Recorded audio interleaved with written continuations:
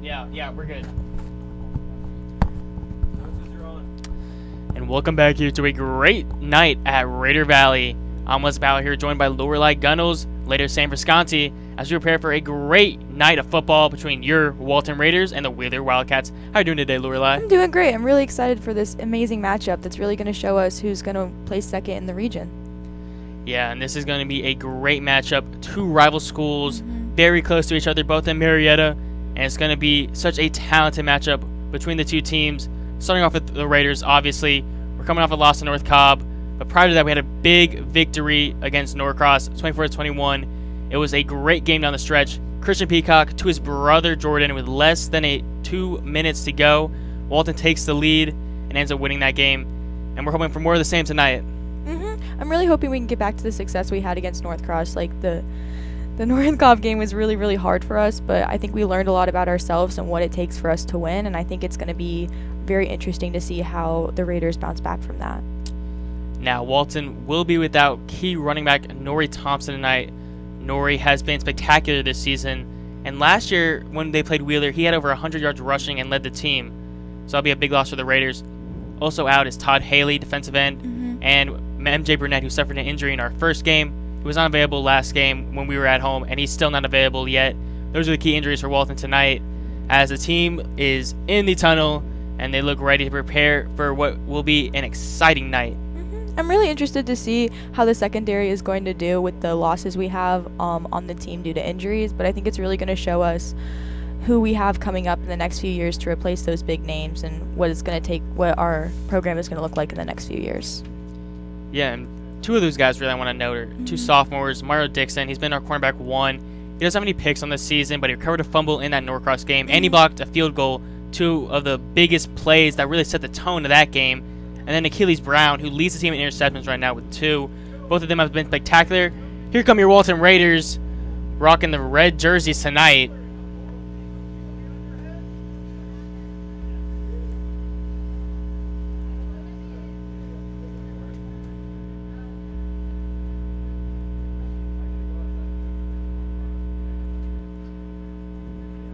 Here we go.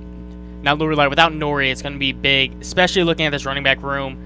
No guy on that running back room other than Nori has really had significant playtime in the varsity game.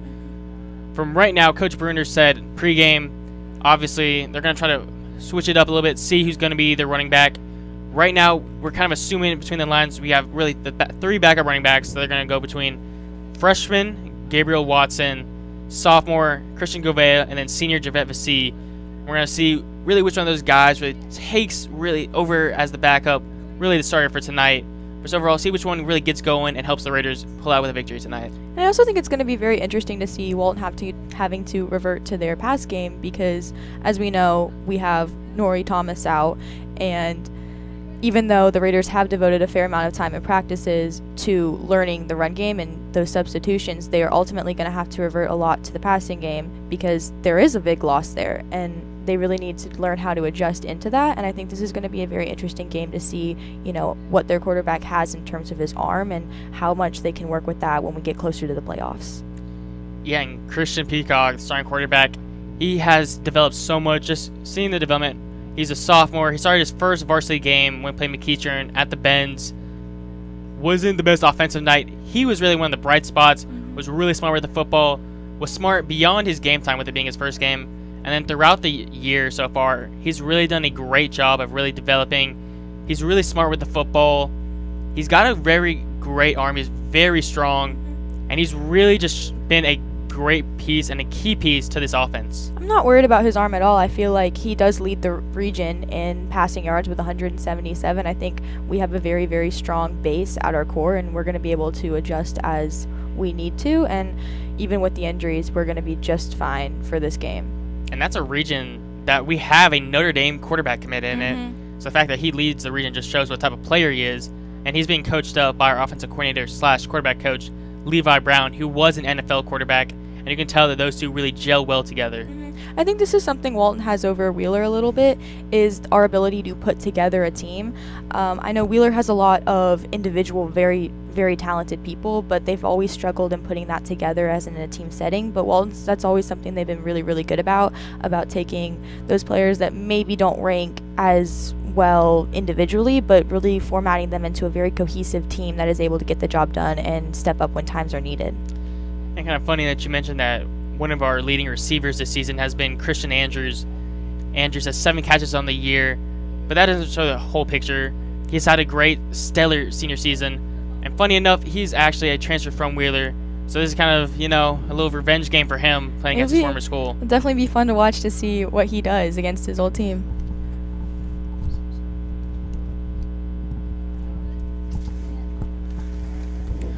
All right, so as we await the Wheeler Wildcats coming out, Lorelai, what are some of the keys to victory you have for Walton tonight? Some of the keys that I have seen and have talked to Coach K about in the practices is their ability to shut down the run.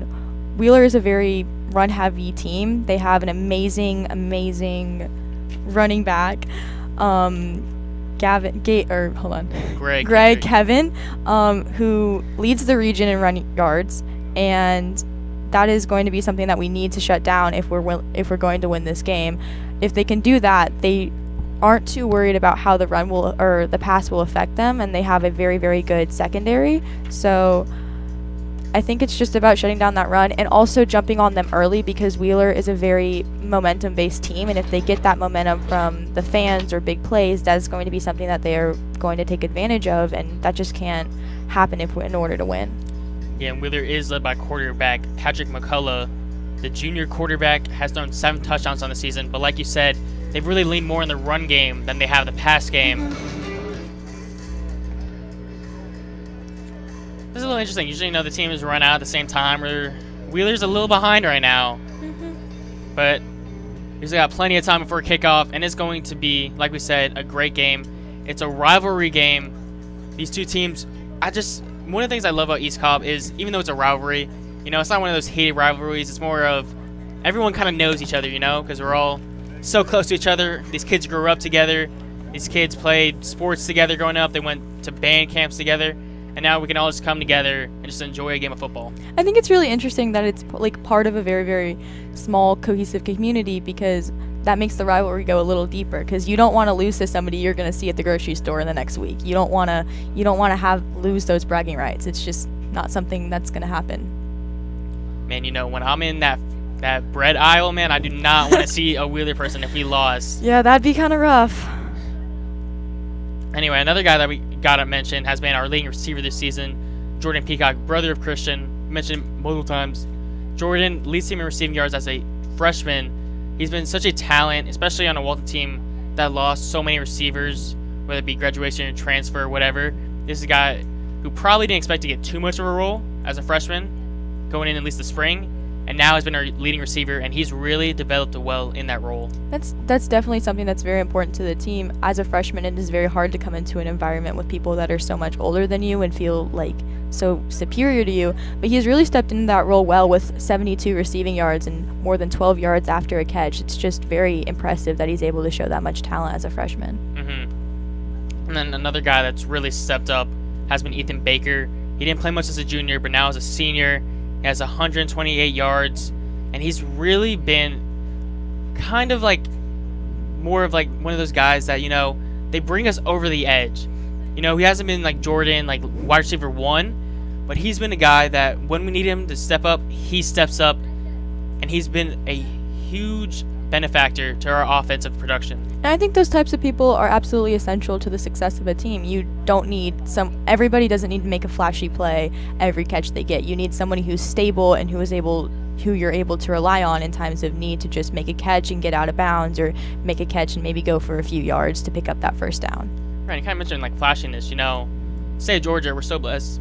They have so many guys that, these big 3, 4, 5 stars that you kind of look away. You see true freshmen with offers. You see quarterback with offers. You see MJ Burnett's got Power 4 offers.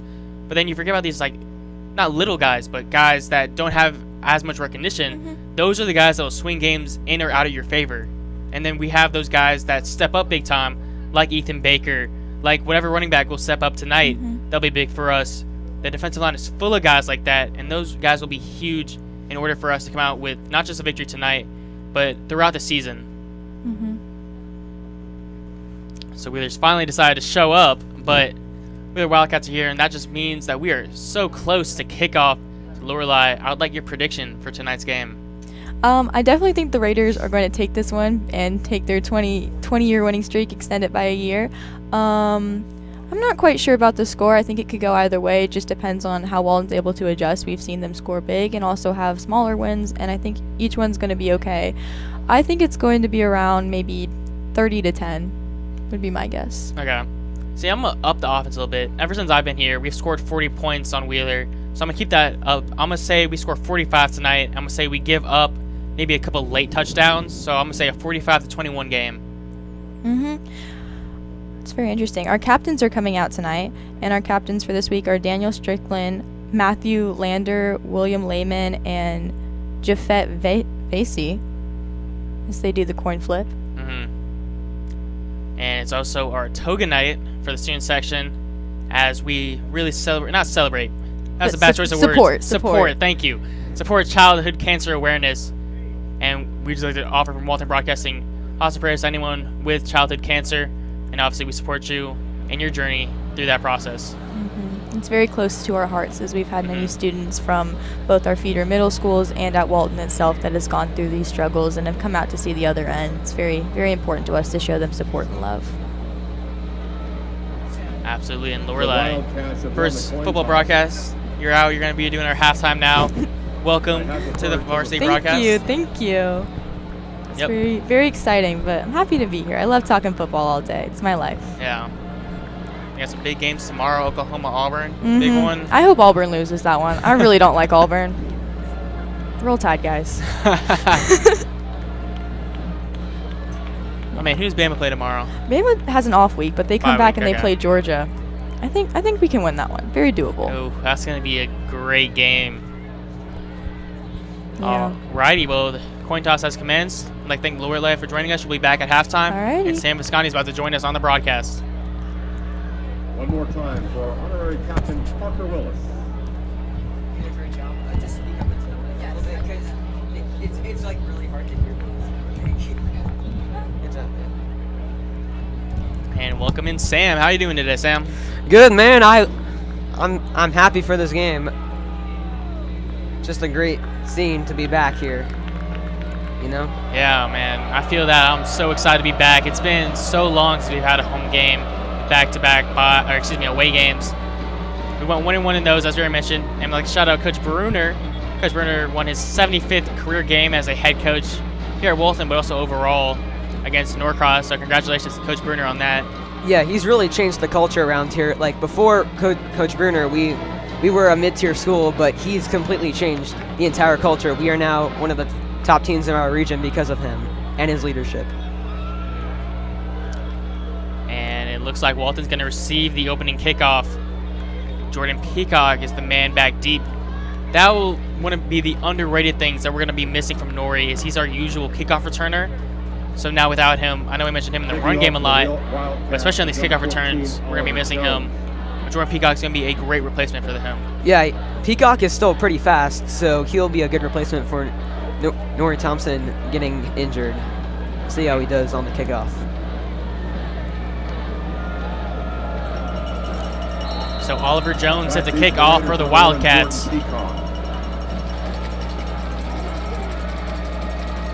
And here we go. We are off and underway. It's a low one, caught and received by Christian Andrews at the 15.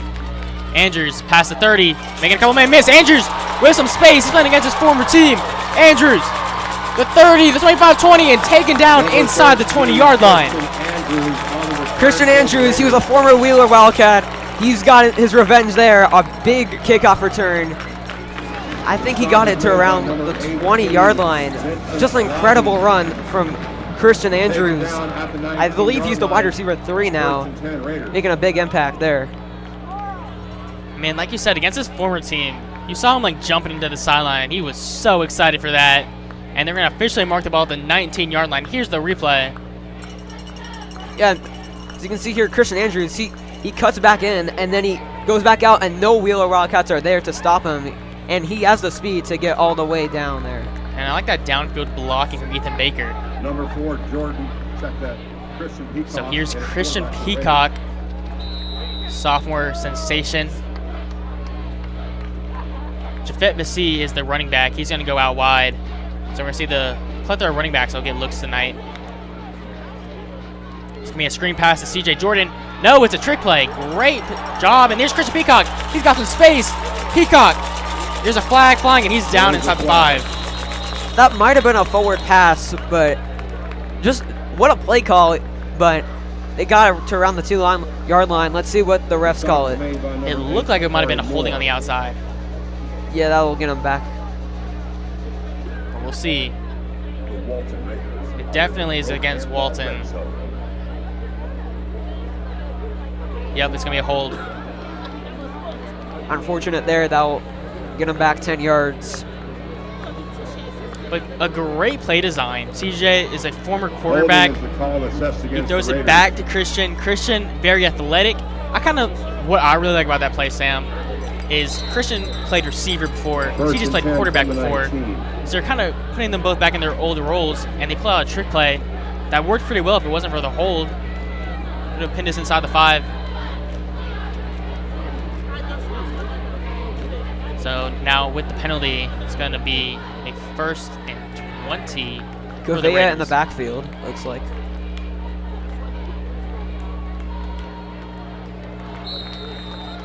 Peacock hands off to number 23. That's going to be a 4-yard carry for BC. The stop is made by number 9, Bolt Aditola.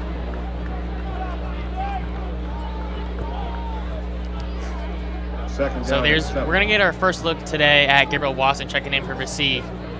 Watson is a freshman running back, another freshman in what is a very talented freshman class from Walton.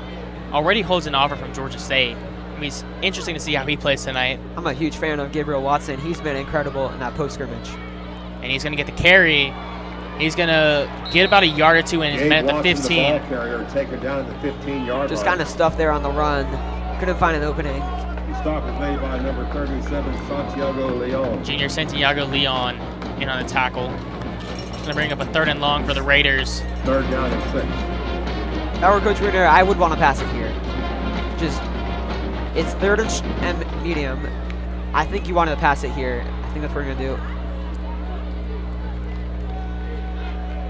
At the 15-yard line. Walton's got 4 right. Jude Cascone and Tommy Ebimbola, far side. And Peacock's going to keep it. Good decision. He's going to walk into the end zone. Touchdown, Walton. Number 4, Christian Peacock on the quarterback keeper. Waltons love these option reads here.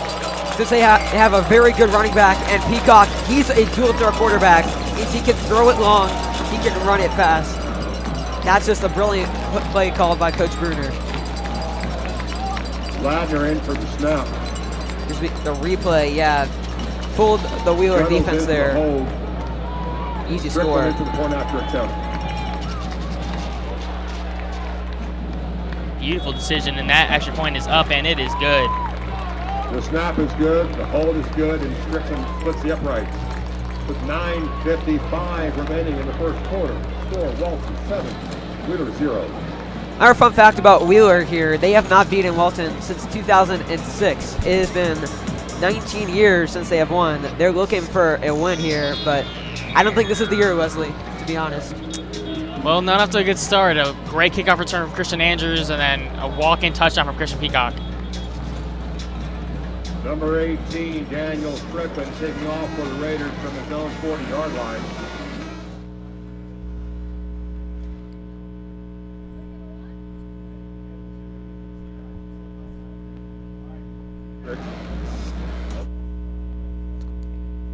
Daniel Strickland set to kick off for the Raiders, senior kicker.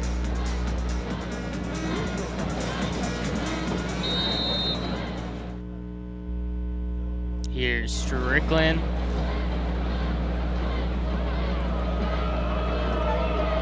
And there's a kickoff. It's a short one.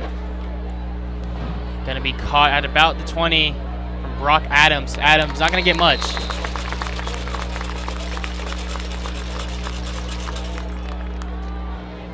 We're going to get our first look at what the Walton defense can do tonight. For the Wildcats. Yeah, the Walton secondary, they're going to get a lot less effort because Wheeler, they focus heavy on the run game with their running back, Greg Kendrick, 738 yards. Their quarterback only has about 138 yards. They don't really pass the ball. They just got to stack the box and stop this run game if they want to win. Quarterback is McCullough. McCullough going to send a running back out, and there's a flag. It's going to be a false start. There's a flag.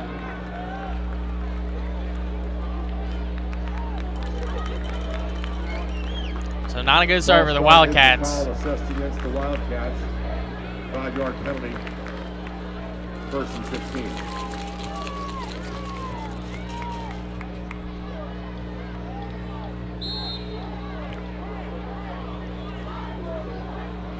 So that they're actually going to send Kendrick out wide.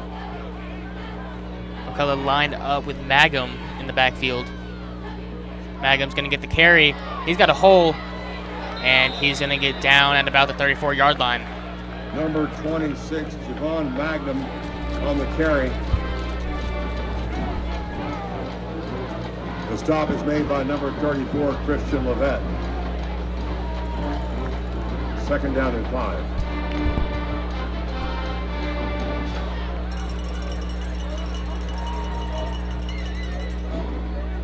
Second down play, hand off to Kendrick. Kendrick going to cut it back, and is tackled by multiple Raiders. Sam Strickland kind of hit it out late. First met from Christian Beard. We'll see if they pass it here. They are not traditionally a pass offense. And this Walton secondary, they've been heavily injured due to injuries from NJ Burnett and Achilles Brown, even though Achilles is back on the field right now.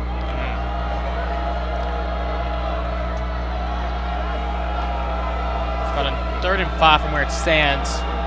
Walton showing blitz. McCullough going to make the right adjustments. Got Kendrick in the backfield with him. Here's the snap. It's going to be a pass. McCullough, quick one to Kendrick. Kendrick past the 40, first down picked up, past midfield, spins out of a tackle, and is finally taken out of bounds from Tate Adams. That was a good play there from Greg Kendrick. He just spinned off his defender, getting the first down. Walton defense wasn't able to stop it. Yeah, it was a good quick play. Quick pass, get it out of McCullough's hands just like that. And it picks up the first down for Wheeler.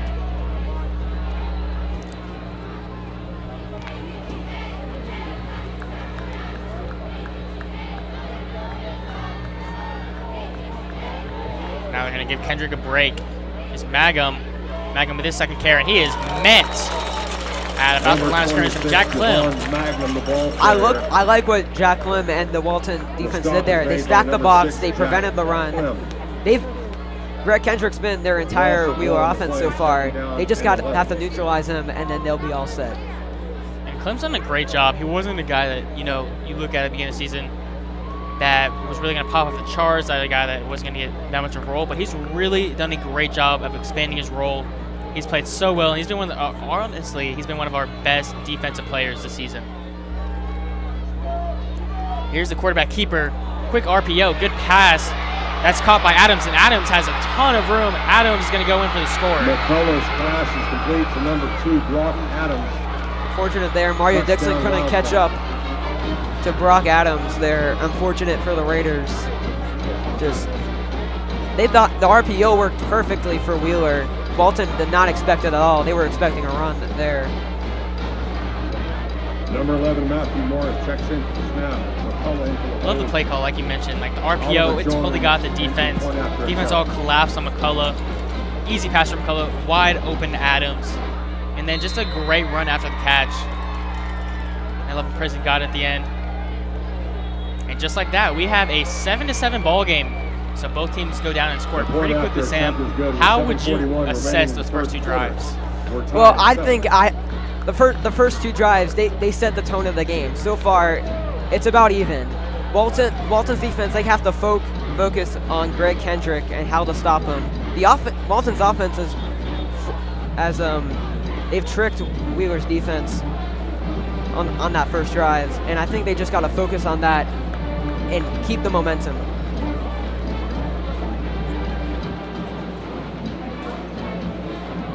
We're at Greg Kendrick one of the stars on that Wheeler team that we've mentioned multiple times, Number 14, said Oliver on the Jones, team's kicking improvement off for the that Wildcats. they're working on being more consistent and showing up every day, which I think goes to show how not just him but that Back entire deep for Wheeler Raiders, team number 1, has really been working to Jordan improve upon back-to-back playoff appearances and now maybe make a push past the first round, which they haven't done. Yeah, they haven't done it so far. They got pretty close about 10 years ago, but so far they've had no success.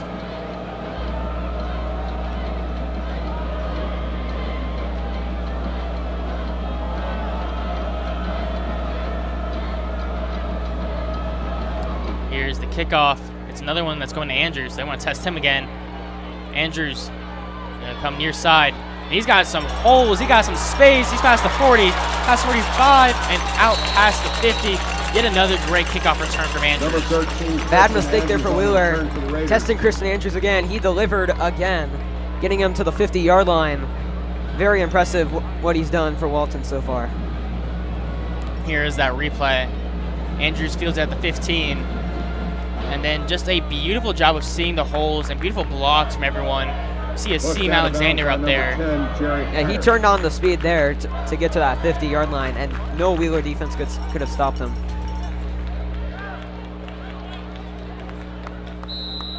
BC is the running back with Peacock as we continue to watch that situation throughout the night.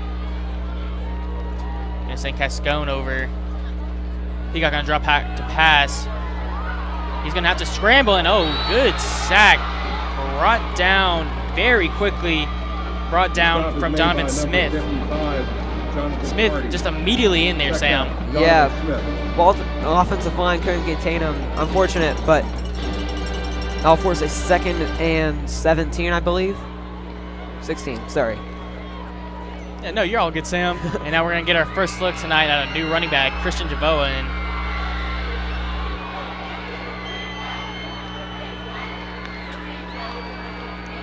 it's a screen pass to Jordan Peacock. Peacock with some good blocks. He gets past the original line of scrimmage, past the first down marker, and out for a Raider first down. Pass is complete. Yeah, the screens work so far for Walton. They have Number the wide 1, receivers Jordan Peacock. turn on the Jets. Here's the replay. Yeah, you can see stop is made Peacock by there. number He 2, just turns Brock on the Adams. Jets and gets the first down there. And Adams, who just caught the First and touchdown from 10 Wheeler, had to drag him out of bounds. And we're gonna go right back to that screen pass. This time it's gonna go to Tommy Abimbola. And flag is The pass thrown. is complete to number 30, Tommy Abimbola. Wheeler got to find out a way to stop the screen because Walton has been exploiting it There is a flag. so far. Yeah, but if Wheeler can't stop it, it seems like the flags might. The white stop was made flags, by yeah. number 4, Yeah. Zahid This Ali. looks like this might be against Walton. Might be a hold on the outside.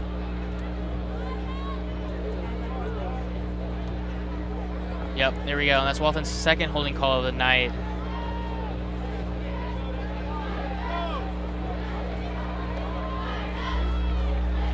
Holding is the call. So that assessed neglects against the that Raiders. big pickup from Abimbola. Back to around a 1st and 13.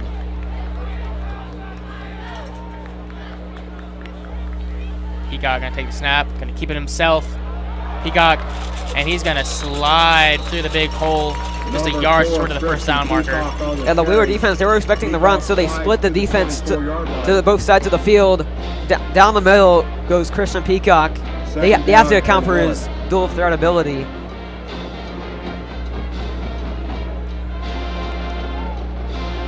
And now we're gonna see another change at the RB position. Gabo's checking back in. Peacock gonna send Cascone in motion. Gabo, we're gonna get his first carry tonight. Gabo to the outside, bringing up tackles. He's got some space. He's gonna dive to the end zone. And they're gonna give it to him. Touchdown, Number Walton. 22, Christian Gobea, the ball carrier. What a play by Gavoa going to the outside there. 24-yard No one touchdown from Wheeler could stop him. Matthew And that's Ladner checks what a in for play to Smith. dive into the end zone. Here's the replay. You can see just avoiding defenders, and then what the effort to like dive into the end zone there. Gunnels in for the hold. He's on a whole nother level. Number 18, Daniel Strickland. enters That'll be point his after attempt. first career varsity touchdown. Impressive. Congratulations to Christian. Now Strickland in for the extra point.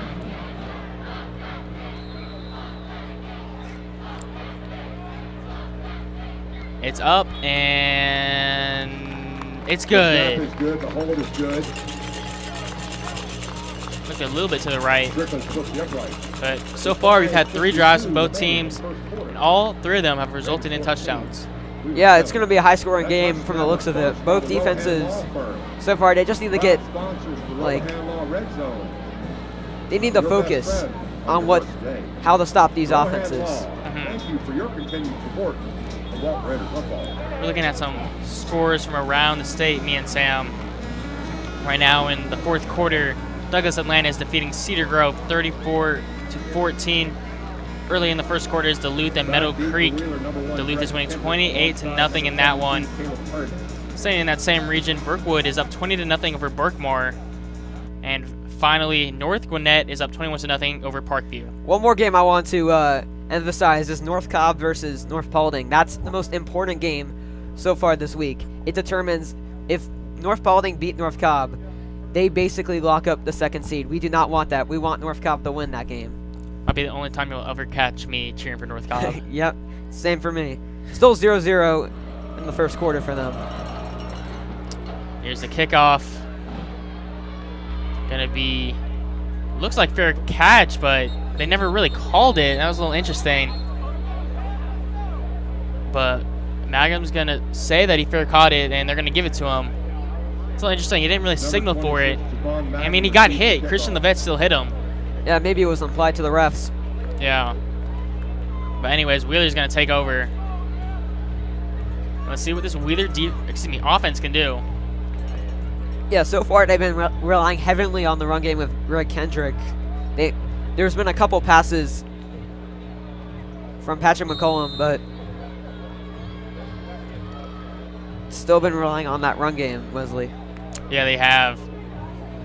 And they have Kendrick in the backfield right now. They have no receivers near side. They have 3 far side. Walton in a 4-3 set. And it's going to be a handoff to Kendrick, and he is met by a swarm of Walton Raiders.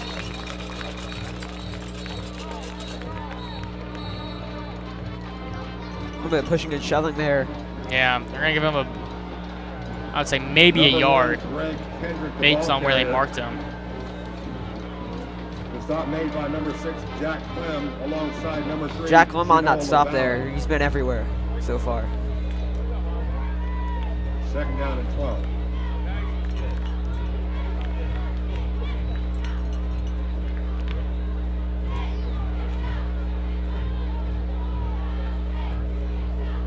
Here's 2nd down. McCullough takes the snap, hands it off, and yet again the Walton defense is all over that. Kendrick's the ball carrier. That's going to bring up a 3rd and long for the Wildcats. Sam, what do you think they have to do here?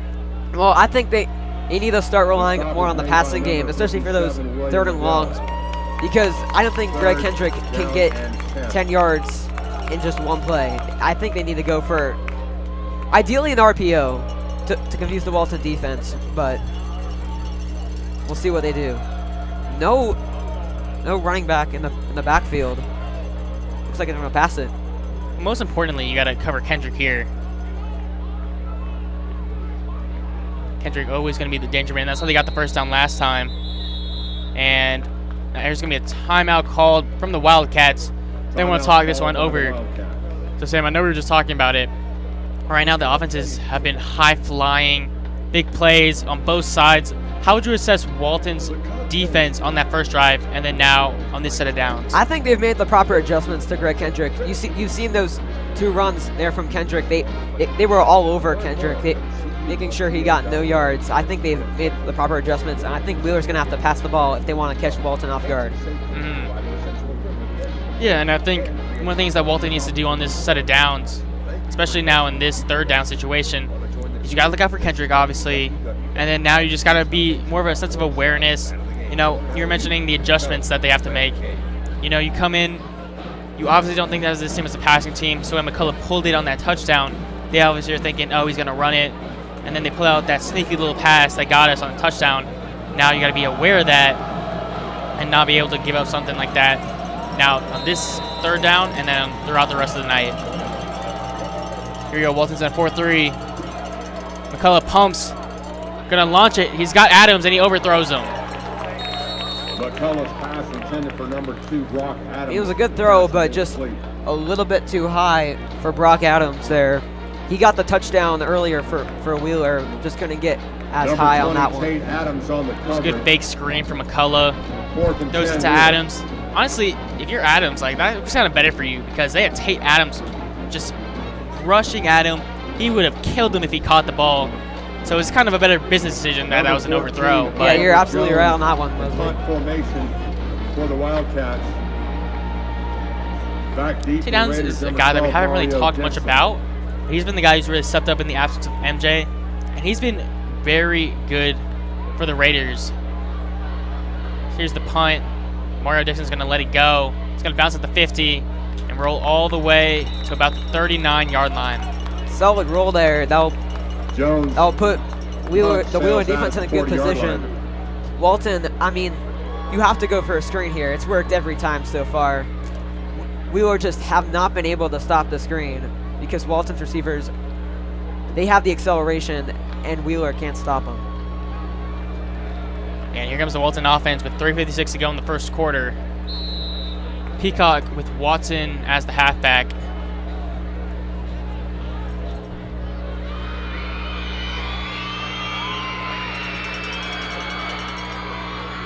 Peacock on a motion, Watson over. Here's a snap. Handoff goes, Watson. Watson going to be met after a gain of about 5.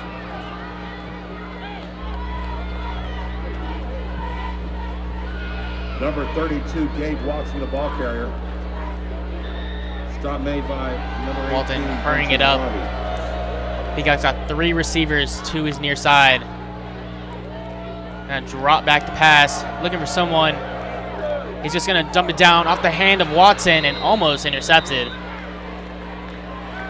I mean, it just slipped out of Watson's Pass is hands. That's incomplete. unfortunate. I think he wasn't expecting the throw because Peacock was looking long. He was the only man open. He wasn't expecting it. Unfortunate. Very dangerous. Landon Harper is right there. Let's see what Coach Bruner has dialed up on this 3rd down. 3rd and 5. I'm feeling the screen here, Wesley, to be honest. That might be a good decision. We're actually going to go with another option. Peacock keeps it and picks up a first. Christian Peacock flies. Yeah, Peacock's to been the the main rusher besides 48-yard line. of First and 10 Noriega Raiders. Thompson. A dual threat ability, it's dangerous. Not many teams can stop him. He's been pretty good so far for his first starting job here at Walton. Yeah, I mean, and then just kind of the offense in general. You know, not just Peacock and Thompson, but then the receiver core has been really good. And then you see one of them there, Andrews. Coach Bruner loves his play. It's going to be a handoff. There is a flag, There is a flag. and Watson's going to pick up only a couple up through the middle. I believe this is probably going to be an illegal formation on Walton, based on just Andrews going in motion. Probably everyone Illegal wasn't shift set. is the Yep, call illegal set shift against the Raiders. is going to be the call. Coach Bruner, a little upset with that one. Yeah,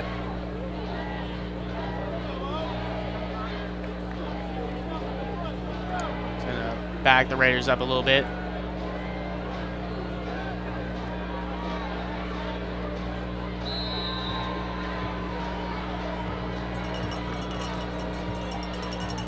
So 1st and 15 for Walton.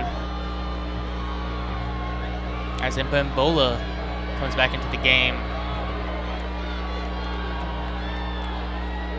Here's Peacock motioning, and Mbembola's going to go in motion. And he's going to get the screen. And Mbembola with some space to the outside. Breaks the tackle and is met at midfield. The pass is complete. to Big number tackle 30, there. Tommy Abimbola. from number 9, Bolt Olambola. The stop is made by number 3. He is pumped about that one. Alongside number Force a 9, 2nd and long for the Raiders. Yeah, and he has 35 tackles this season. One of the leaders on that Wheeler defense. He's been covering Jordan Peacock for most of this game. I've seen him. And that makes sense. You know, you got probably our best offensive weapon out there versus their best defensive player. Here's Peacock, going to be a jet touch pass to his brother. And he's going to be met after getting about 3 yards. Number 1. Fortunately, that went nowhere for the Raiders. Gonna force a tough 3rd and long here in midfield. Leslie, what do you think they're gonna go with here? You think they're gonna go for the RPO? You think they're gonna go for the run or the Christian Peacock option? I like an RPO with an option for Christian to run. That way, it kind of really develops this offense. Kind of similar to what Wheeler did when they scored the touchdown. But in fact, it's going to be a pass. A flag comes in. Peacock gonna just dump it down to Visay. And he's going to get close to the first down marker. I believe he got it. Yeah, and they're going to give it to him. But there's a flag. It's likely going to be a hold based on where it is.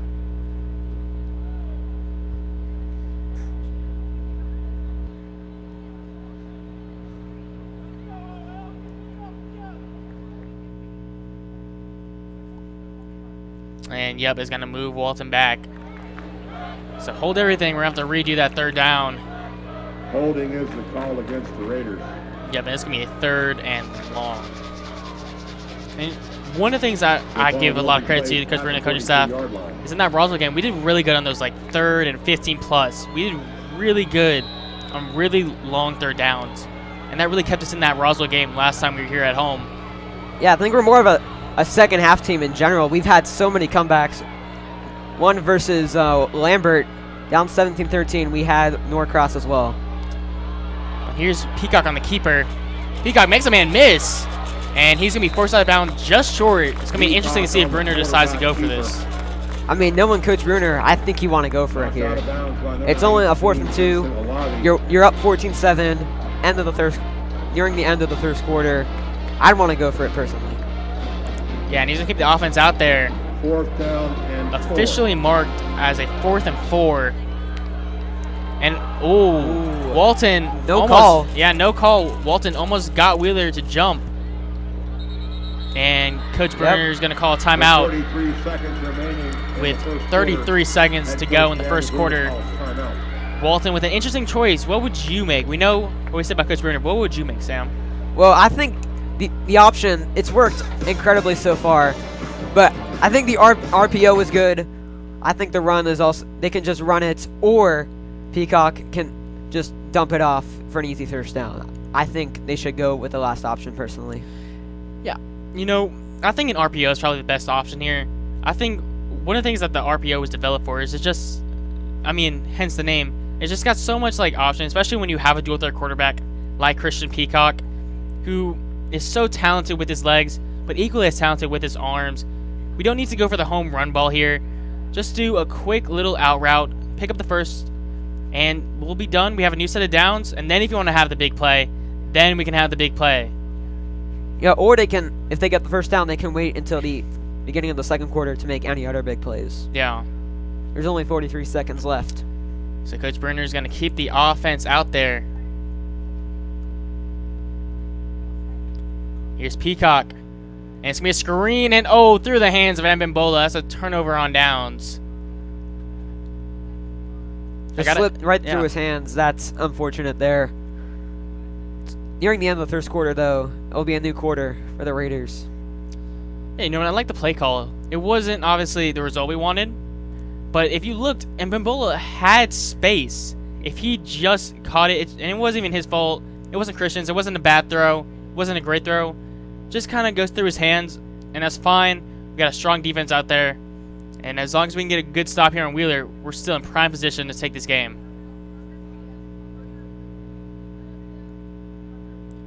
McCullough going to give a handoff to Kendrick to the outside. Kendrick with some space, and he's going to pick up 1st and taken out of bounds after a game past midfield. And there's some late pushing and shoving, so finally taken out by Mario Dixon. 1st and 10 Wildcats. You know, Kendrick just got to the outside. He's got the speed. Walton was able to stop him before it got really dangerous. And I don't know if we've had a Kendrick this good since Lamar. You're right. Colo going to give it to Kendrick. Kendrick up the middle, brought down by multiple Raiders, including Christian Levet. Looks to be the first one there. Looks like that will be the last play of the 1st quarter. Noah LaValle. They might get one play off, but I don't think they're going to do it. Number 34, Christian Levet, also in on the stop. Yep, they're going to go to the sideline. That's going to be the end of the 1st quarter of action. Walton leads 14-7. Sam, that was such a great first quarter. So much scoring. But even if you're a defensive guy, there was great defense as well. Turnover on downs forced on Walton. We had punts from Wheeler. What would you make of that first quarter? Well, I think the Walton offense, they looked pretty good so far in those first 2 drives. The third drive wasn't exactly what we wanted, but we still had flashes of good offensive potential. Our defense has been pretty solid. The first drive ended in disaster, but we got back on our feet on the second drive, and we'll see what happens in the second quarter. In between quarters, we'd like to recognize our girls soccer team. Girls soccer team won the state championship last season, and they're being recognized here tonight for that great accomplishment. Yeah, incredible team. I remember the night here, the spring game, we got to see them go onto the field and celebrate with the players during the spring game. An incredible team. Yeah, me and Max cover the games. They're being awarded their state championship rings. See them all kissing their rings, and it's just been such a pleasure to watch this team these last 2 years. It's such a great team, so much talent, and there's going to be so many players on this team that play at the next level. Yeah, you're absolutely right about that, Wesley. They are developing. They're going to get better. There's a couple of seniors who graduated, went to D1. Was named MVP of the championship game. Yeah, and one of those, I think, was Lily Gillette. And she is now at LSU, so an SEC player. And this team's got so many more of those players that'll be going Power 4, D1.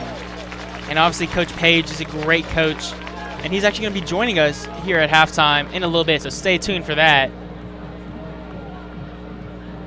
As teams look ready to begin the second quarter. Wheeler with a 2nd and 8 from the 41. Second down and 8.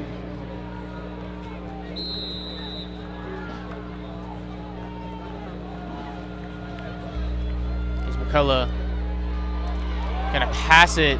Here's Magum to the outside. There looked like a hold on the outside. Walton's not gonna get the flag. Unfortunate no call there for the Raiders. Forced out of bounds by number 20, Tate Adams. Only picked up a couple. That's going to bring up a 3rd and 4. I think Walton's got to stop the run here, honestly. Like, they got to stack the box to make sure that Greg Kendrick doesn't go anywhere. And one of the things that I will give credit to Wheeler is even though they're a run-heavy team, they've done a good job of mixing up their runs. They've had, like we just saw, an outside little touch pass. They've had the inside runs, and they've really kind of kept Walton on their toes. And actually, they're going to pass it here. Here's a quick one from McCullough. Pass is caught incomplete for a first down. Big pickup from the Wildcats. That pass was complete to Bolt Adutola.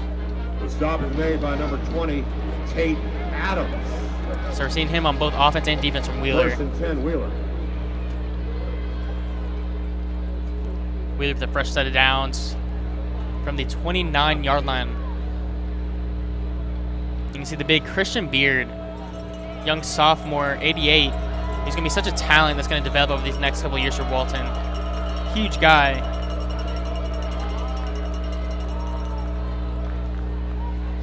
Hand off to Kendrick to the outside. Kendrick with a couple blocks, makes a man miss, and is going to get close, but not quite to the first down marker. Number 1, and Noah LaValle strongly brings him down. Big hit there from LaValle. 3-star Florida State commits. Florida State actually looks pretty good so far versus Alabama. He'll be going to a great environment. Yeah, I mean, his brother's there. They're the first one to offer him. And I'm sure that they've done so much for him. I'm sure he can't wait to get down to Tallahassee. 2nd down and 3.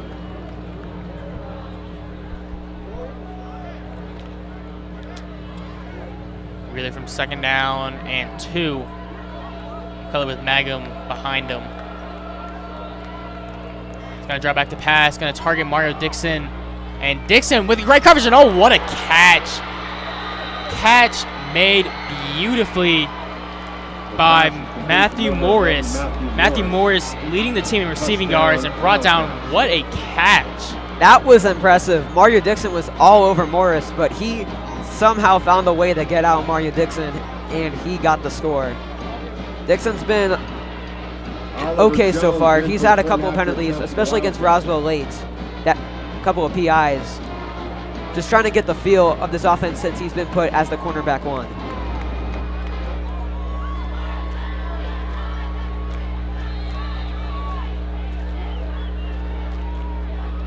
Jones on for the point after. Almost blocked from Dixon. He blocked one against Norcross. Actually, funny enough, he blocked 2. He blocked the first one, then there's a flag, so they had to redo it, and then he proceeded to block the next kick as well. Yeah, so far he's very good on special teams. Just got to work on making sure he gets good coverage on the wide receivers. Man, you know I can't wait. We got Christian Andrews coming back out. He's had 2 good kickoff returns against his former team. I cannot wait to see if the kick gets to him. And again, like the first time, you know, don't know what's going to happen. Second time, it's like, okay, you know, maybe stop kicking to him. We'll see if they kick to him again. Yeah, I'd love to see him go off for another play. Number 1, Jordan Those 2 Peacock, kickoff 9 returns for were great. Well, let's see what Jones Number does. 14, Oliver Jones kicking off On the other for side, Wildcats. Ethan Baker to receive. And they still have Peacock furthest back, but the kicker has not been able to test Peacock tonight. So here is Jones set to kick off from the 40. With 10:28 to go in the second quarter of action. And we got a tie ball game here.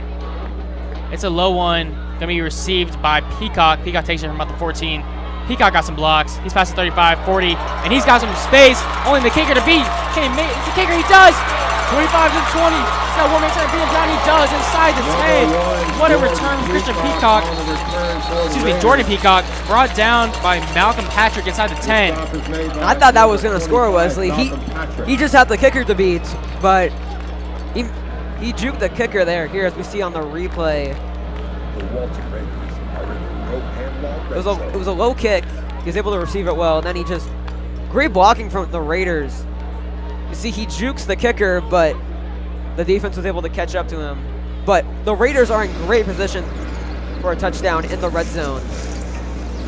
I believe this is their first time in the red zone so far. No, consider the first one from the 15, so the second time in the red zone. You're right. So I can say him now. Here is Christian Peacock with Jafet in the backfield. Possible screen option for Jordan Peacock. Yeah, they're going to send Master Penny over. And there's a flag. I think there's going to be an illegal shift. Peacock rolling out. He's going to fire to the end zone and caught for a touchdown as of now. But that was no, they're going to say he's out of bounds. That's interesting. That was definitely on the Raiders, however.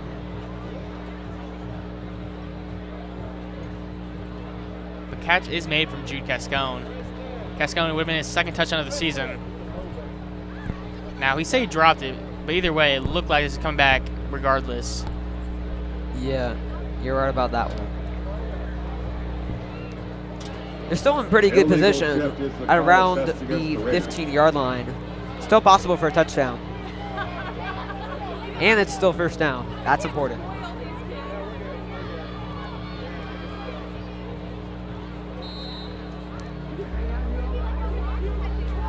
Here's that Wheeler touchdown.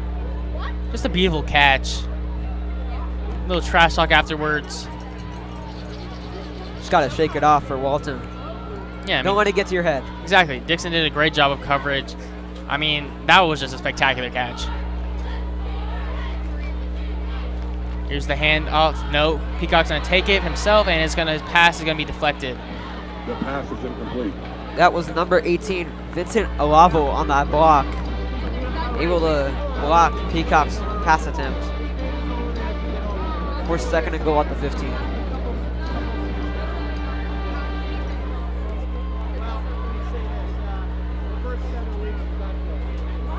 Here's the second and goal. Peacock with Gavo behind him. He's going to give it to Gavo. Gavo up the middle. And Gavo's going to pick up a couple of yards, bringing up a third and goal. I think I want to do the pass here. They went for a first and goal, out of bounds and a penalty. But I think this is the perfect time for a pass, Wesley, honestly. Christian Govea the ball I don't think an carrier. RPO would work here. It's too close to the Stop made red by zone. number The 37, Wheeler Santiago defense would get to Leon. it very quickly. But I think a pass would work here. Yeah, I mean, I agree. I think I would roll Christian out. That way you can still use his ability to run if need be. Yeah. Let's see what Coach Brenner has drawn up. Here's Peacock looking towards the end zone. He's going to fire. Caught! CJ Jordan, touchdown, I believe. They're going to see if they mark him in. He was a. They are going to mark him in. Touchdown, CJ Jordan. That is the first touchdown of the season for CJ Jordan. He had one catch in the Norcross game, I believe, for 6 yards. His first touchdown as a new tight end for this team. He was definitely in. Yeah.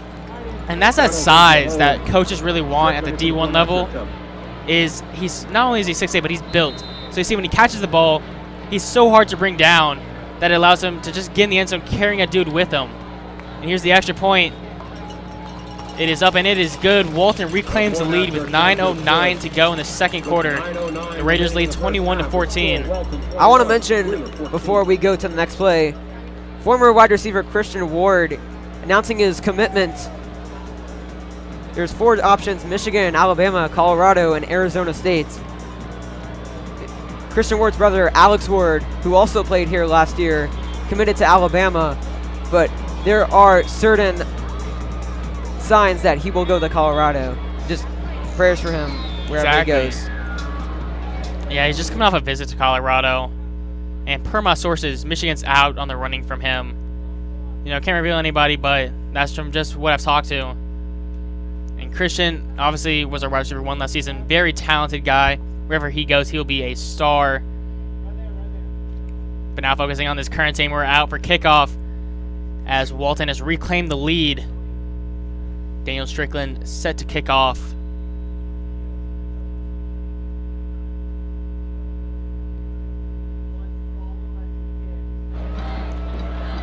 And here is that kickoff.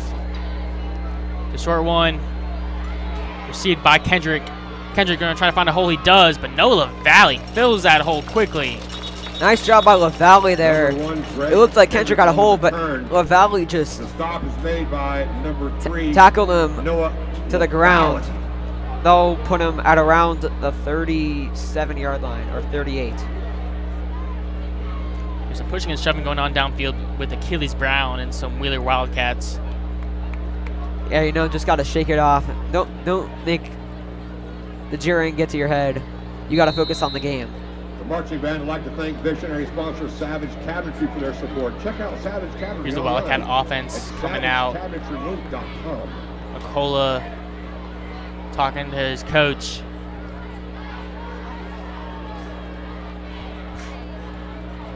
Now McCullough and the Wheeler Wildcat offense starting from the 36-yard line. Gonna hand up the middle. Magum gonna be met by Noah LaValle and multiple Walton Raiders to stop him after a gain of about 5. And they're actually gonna mark him about a gain of 4. Stop made by number 19, Jude Cascone. Alongside number 2nd and 6 88, from the Christian Wildcats. Wildcats offense has been really solid tonight. down and Obviously, they've 6. been run heavy, but when they passed, they've been really smart about their passes. Yeah, Wheeler, I don't think they've dropped the pass so far. I don't think so either. And here's a handoff. Man, so close. Jack Klim was right there, and you can tell he's upset with himself.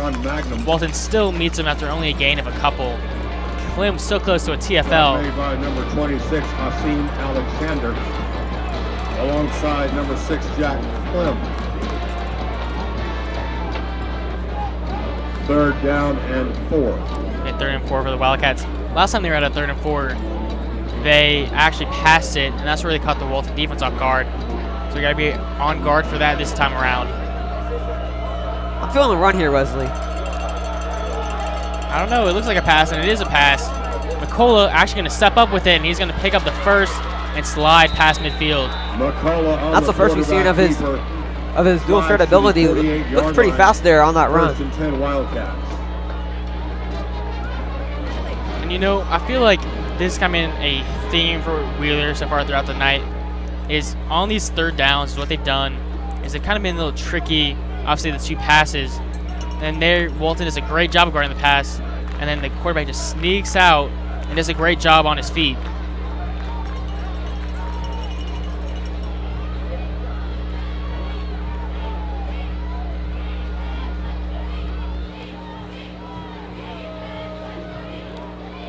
We're going to hand it out to Kendrick. Kendrick going to get past the 45, and there's going to be a shoving match just Greg shy of the Kendrick, 40-yard the ball line. carrier. Oh, there's some late shoving, and there's the flag. There is a flag. Multiple. Looks like that will be on Wheeler. The stop is made by number 3, Noah Yeah, LaValle. someone hit Tate Adams late, and that's where the flag was drawn. Now, obviously, a rivalry here can get sometimes a bit heated. I mean, you know, I feel like there's been a lot of heated moments. You know, when they caught that touchdown pass over Dixon, Morris and Dixon kind of, you know, Morris celebrating over Dixon. Obviously, Dixon didn't like that. Achilles Brown got to the little match on the kickoff, and now Christian Levette had to just be separated just a little bit ago. You know, so some little back and forth, you know, just some good old-fashioned rivalry, you know, just a little bit between these two teams, but a little back and forth.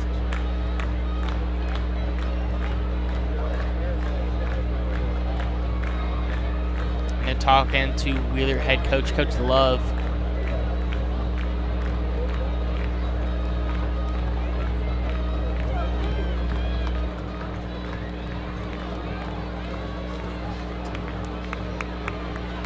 And yep, there he is. Wheeler's gonna be backed up. Personal foul is called against the Making it Wildcats. official. We guess Thurston 25. Oof. Or sorry, Thurston 15. The ball will be spiked on not the that, 44-yard not that line. deep. Yeah, with 6:52 to go in the half. Here's Wheeler. A little bit more to go now after the penalty. McCullough talking to his receivers. Snap, the handoff. And getting past the 45, and Magum being dragged by multiple Raiders. 26, Javon Magnum. You know, these shoving matches, whenever we get into a running back situation up the middle, are really not helping for all the tensions that's been flared between these two teams. Yeah, I mean, Wesley, they've been the main factor for this heated game so far. And that's the thing, when football obviously is a contact sport, when it gets really physical like that, where you're both just shoving with all your might, you know, that's when, you know, you can get a little aggression, which obviously we don't want.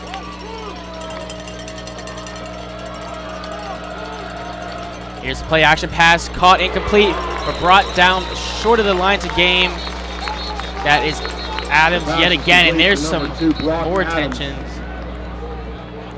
The stop was made by number 5, Sam Strickland doing a great job getting over. Yeah, that was a big hit. Forces 4th down. I think the punt team might come out. I don't know. We'll see. I think they might want to go for it. It's going to be a roughing the passer call. That's going to be an automatic first down. Roughing the passer is the call. Tragedy assessed there against for the Walton. Raiders. What would have been a 4th 4th and and 7. 10. Now it's a 3rd and 10 in their own territory. Very unfortunate for Walton.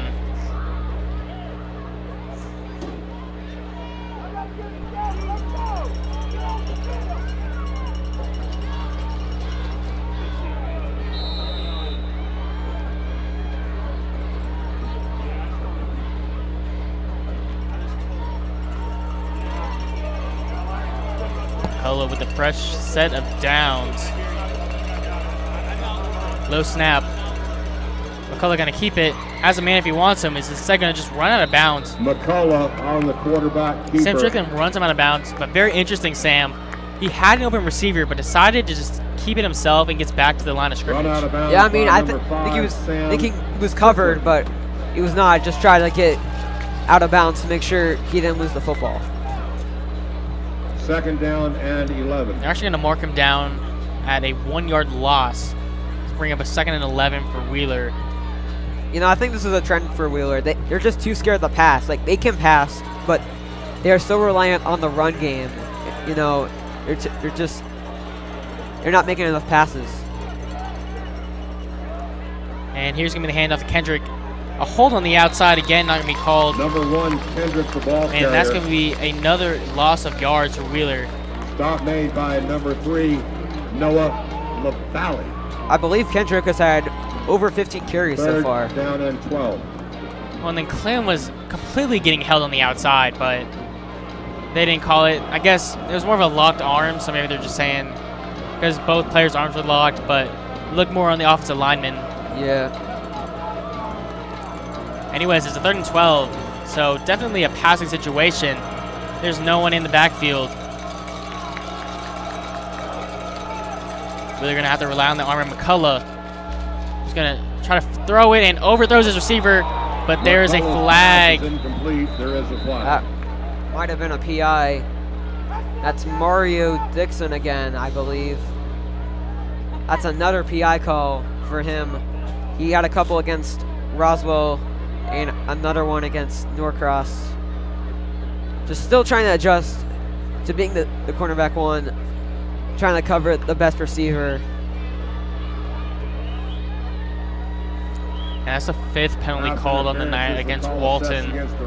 And what's one of the things that really done really well tonight is Wheeler, besides obviously the aggressions and they threw in the roughness, other than that, they've been very clean compared to Walton, who has had multiple holding calls, multiple PI, actually only one PI. They've had multiple defensive calls. Yeah, I think the Walton defense, they just got to keep the penalties at a minimum because they're costing them yardage. I mean, a trick play from Wheeler. Kendrick going to hand it off. And that's Magum with so much space, just going to walk into the end zone. You know, Wesley, that fooled me too. 25, Whistle's out, however. For a touchdown, there is a flag. There is a flag on that play. Holding That- is the call against Oh, the well, Wildcats. just as I said, they've been clean all day. They get a penalty for holding that's going to neglect the touchdown. So Patrick's touchdown is coming back. You know, I thought that trick play fooled me too, Wesley. I thought they were going to run to the outside. Fooled even the defense. Great play there.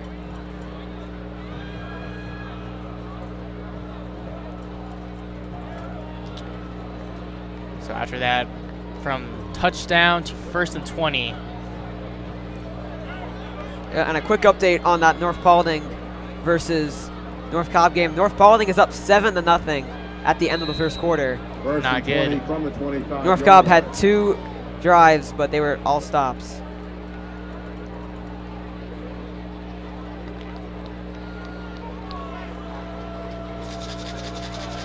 Here's the 1st and 20 from Wheeler.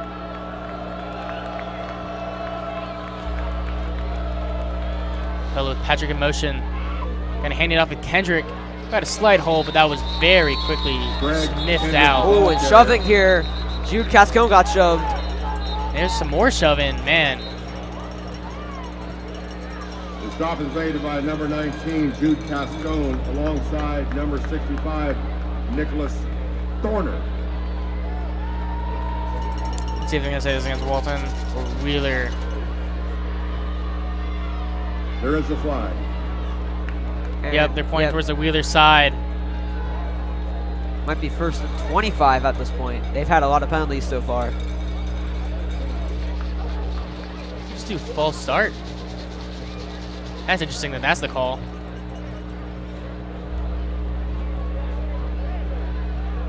Yeah, I don't know, just the motion for false start. Yeah, that's what it's going to be, only a 5-yard penalty. That was big for Walton. I believe we are out of field goal range at this point. Yeah, so false start, illegal shift. I mean, I don't know. The kicker might be good, but we'll see.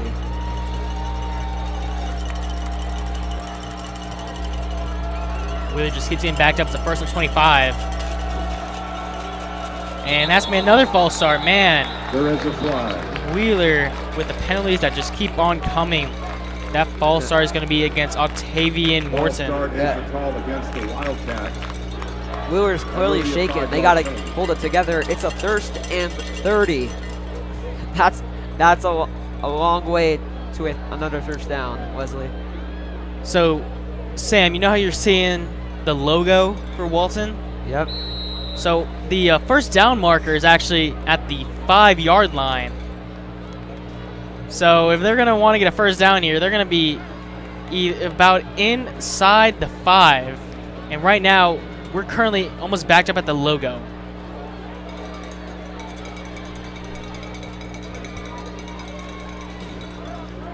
Here's a handoff. Kendrick going to break a tackle and be taken down at 30-yard line by Sam Strickland. Solid run there, cut off 10 yards on the play. Still a crazy amount of distance to that first down, 2nd and 25. About 3 minutes left in the second quarter. 2nd down and 25. Walton's up 21-14 if you're just joining in.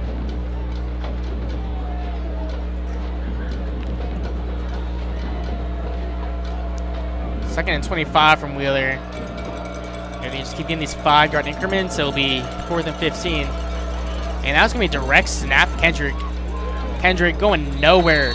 Walton was all over that. Noah Valley at the helm of it. It's now 3rd and 24. That's a long third down, Wesley. I mean, yeah, there's no other way to put it, man. That's 3rd and forever. I mean, you got to pass here. There's no RPO. I don't think there's going to be an option. They're going to have to pass. At this point, it's more of like, what do you want? Because you could pass, but even then, it's like very long. At this point, you could also just run it, pick up a couple yards, and maybe get into field goal range, or at least make it an easier field goal for your kicker. 6 receivers for Wheeler. He only had 3 offensive linemen. Yeah, this is interesting. Yeah, what is this? What? I don't even understand what they're doing, but McCullough gets to the outside. He's going to pick up positive yardage, and is out at the 25-yard line. I mean, I don't know if this is field goal range. At the 25-yard line. 25-yard line, which should be around a 40-yarder. Run out of That bounds was by an interesting 16, formation. all through it. Honestly, I'm shocked that he got positive yards out of that. Like, that was kind of crazy to me. Yeah, there were 4th Walton defenders all over him. He was able to get out of bounds. I mean, I thought the play was supposed to be a pass, but you can't really run if you only have 3 offensive linemen. So interesting. Wheeler's going to decide to go for this. It's a 4th and 20, and here's a timeout called by Wheeler. Their 2nd of the half. Timeout These are with Wildcats 1 remaining. 1:57 That timeout remaining in called the with first half. 1:57 to go in the half. So, Sam, we're likely to get another Walton drive. So far, Walton offensively has been spectacular. So far, the defense has shown some good signs of progress. Right now, how would you assess Walton's first half? Well, their first half so far, their offense has mainly been on the first quarter. But this drive from Wheeler's been going on for like about 8 minutes. And both offenses and defenses just can't get out of this drive. Maybe this will be the end. Now, one of the things that Lorelei said in our pregame is how good Walton's culture is and how we're kind of keeping the guys building a team. One of the things I've liked is, you know, there's always been a lot of tension. That's been on both sides. But one of the things that I've kind of liked to see is I think that we've been a little bit more grounded than Wheeler has. And, well, you know, we have gotten into some confrontations. Most of the time it has been on the Wheeler sideline and against the Wheeler side. They're still going to go for it here.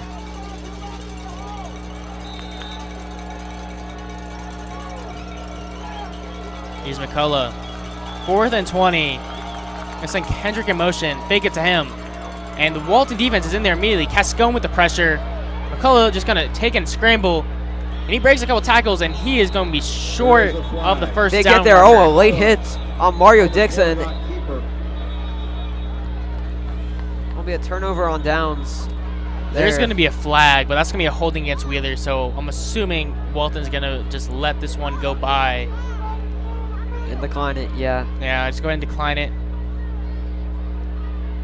And you got to love Paul Pruitt getting over there and making sure that Mario Dixon does not do anything that we'll regret later in the game. Yeah.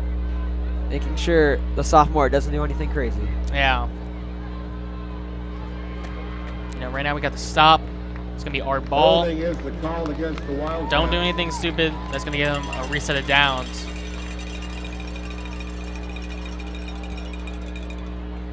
And I think that's what the refs are talking about right now. Maybe it's a swat of the ball, but maybe they're just talking over whether or not it was a late hit.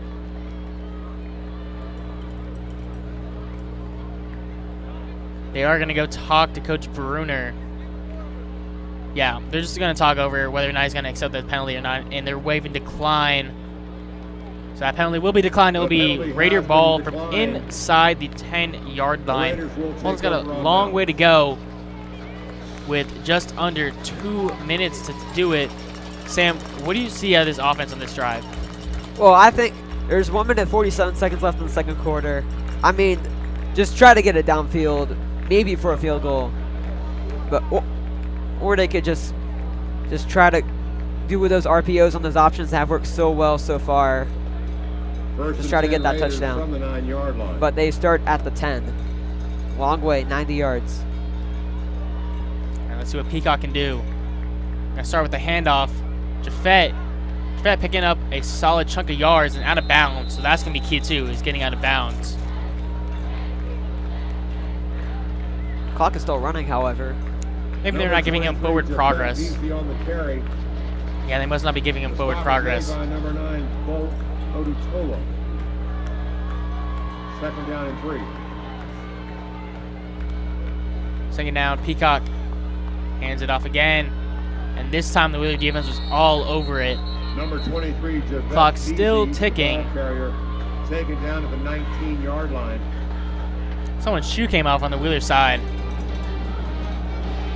Stop made by number 40, Bryce. It's going to be a Perry. third down for Walton.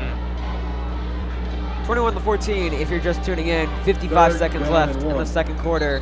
3rd and 1, and looks like there's going to be a timeout called.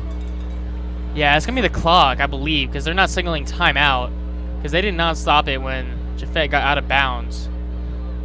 They're still deciding what the call is.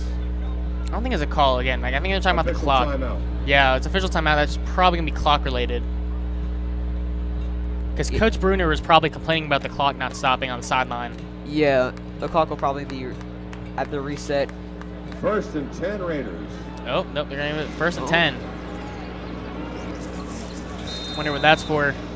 You know, Wesley, that scoreboard, major improvement from last year. Just incredible to see. I mean, it's beautiful. All the animations they have. Yeah, it's incredible to watch. Here's Peacock. It's going to be a screen to his brother. He gets about the 20, and he's going to be thrown down. So back to the line of scrimmage, and maybe 6 inches more. Clock is still running. Walton doesn't look like to be in any rush here. And stay tuned. We have Lorelei Gunnels coming on for the halftime, and then Coach Page will be coming up shortly. Clock down to 10 seconds. And that will be the last play of the half. Your Walton Raiders are up 21-14 over the Wheeler Wildcats. Here is Lorelei Gunnels for your halftime report.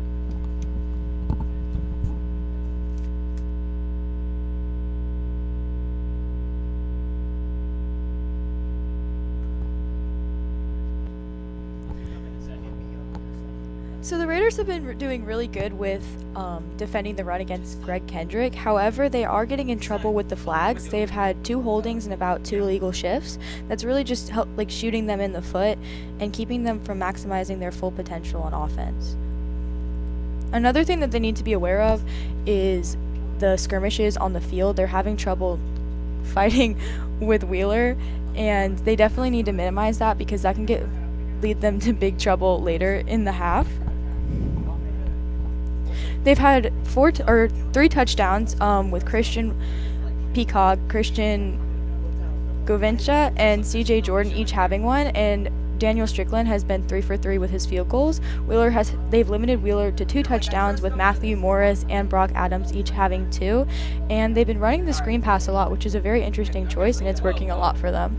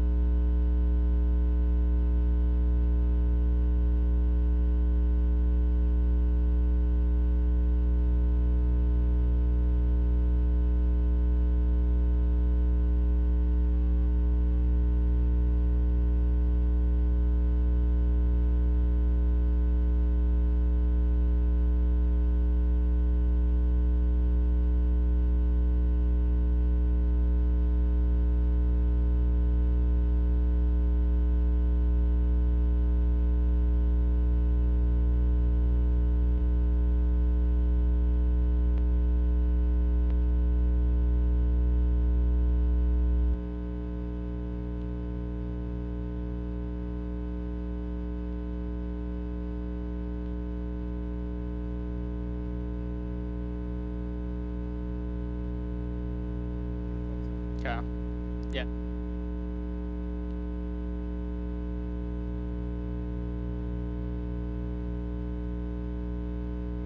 Welcome here. I am joined by girls soccer coach, Coach Page, defending state champions. Coach, how does that sound? It sounds great. It sounds great. You know, the girls, they worked really hard for a number of years. And last year they finally got what they've been working for. And now we've already shifted focus and we're ready to work as hard as we can to get that repeat.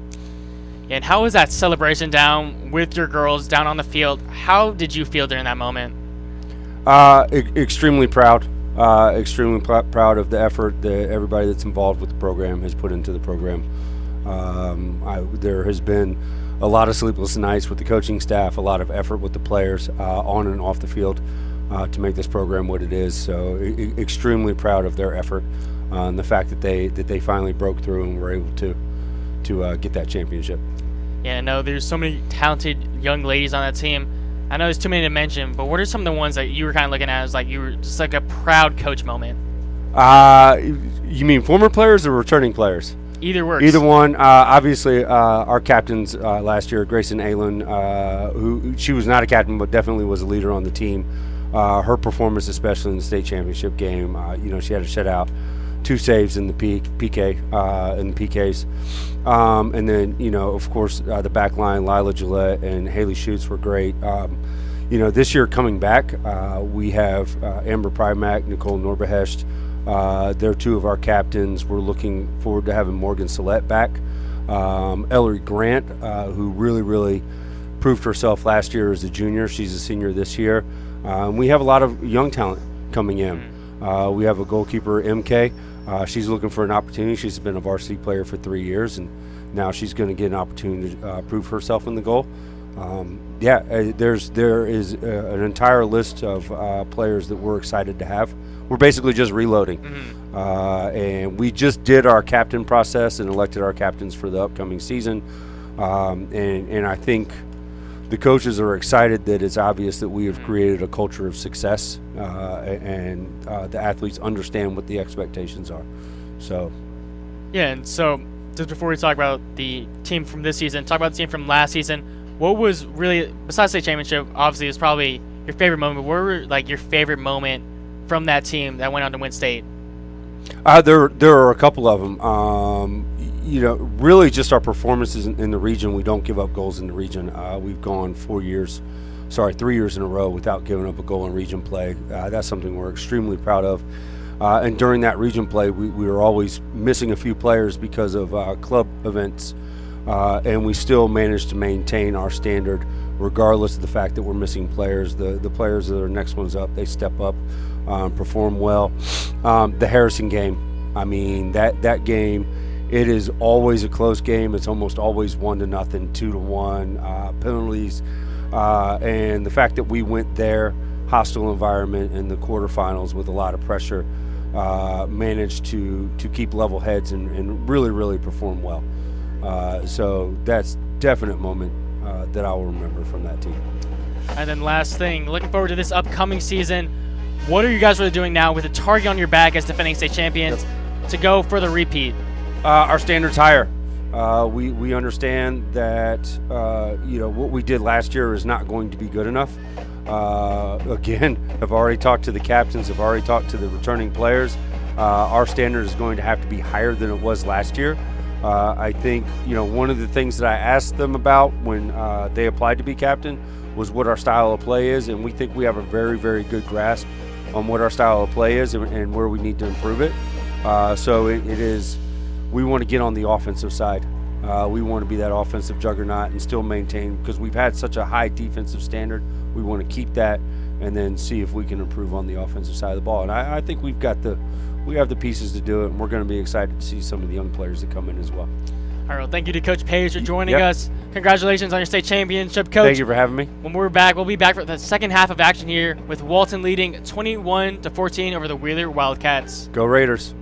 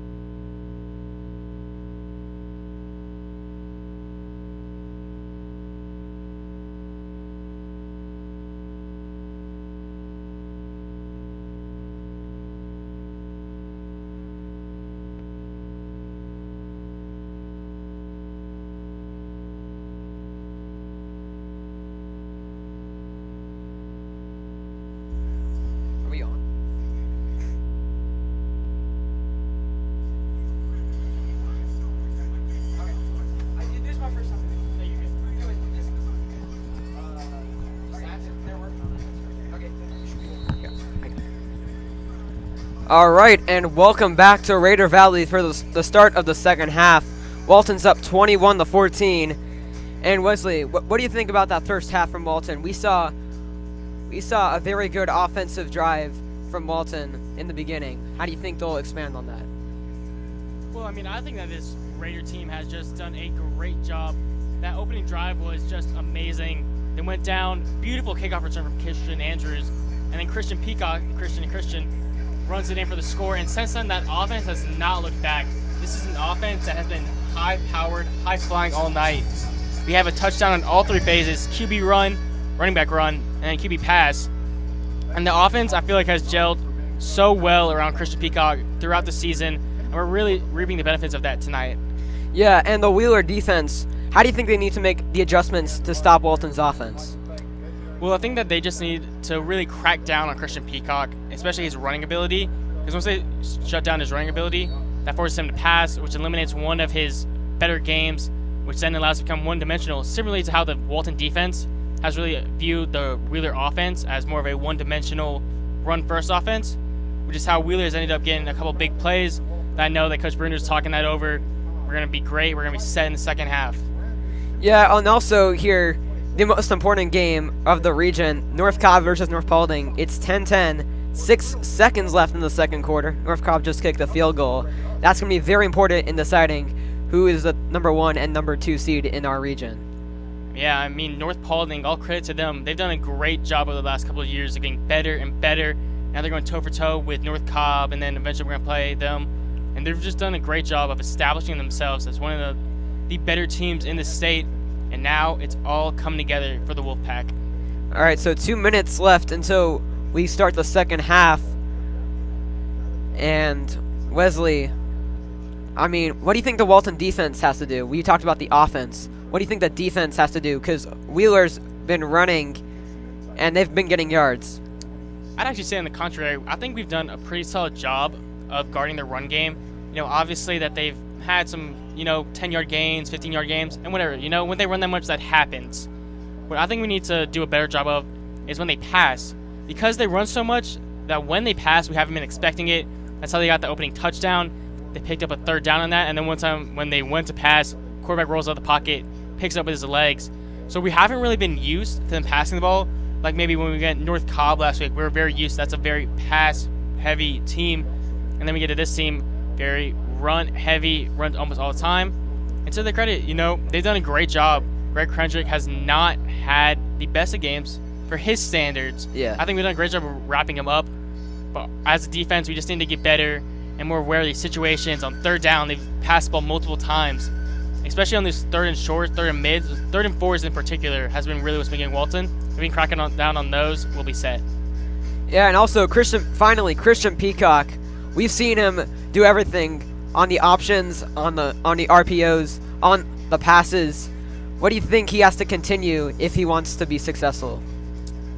Well, I mean, he just needs to keep doing what he's doing. He's had a great game today. I mean, I've got no complaints against Christian.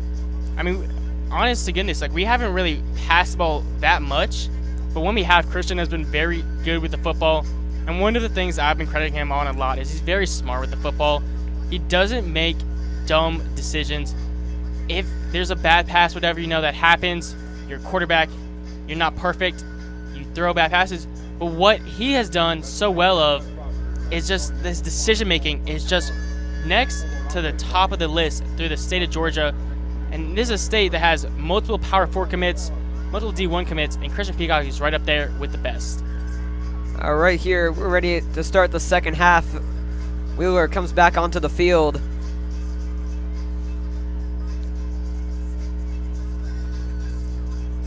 So if you're Coach Bruner here, how do you think he wants the second half to play out for Walton after that incredible first half performance for the offense?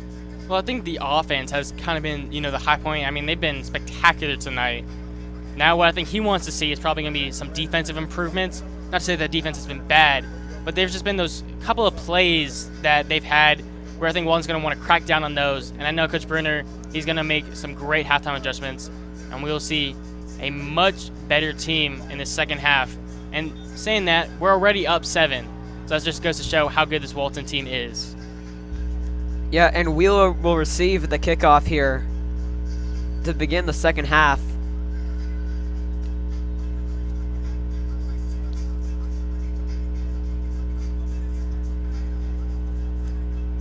Daniel Strickland's been pretty good on the kickoffs today. Looks like Matthew Morris and Kendrick will be back there to receive for Wheeler.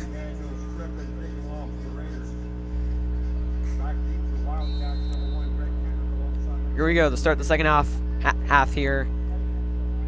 Daniel Strickland, Coach Bruner is coming up to talk to him. Potential onside kick, maybe?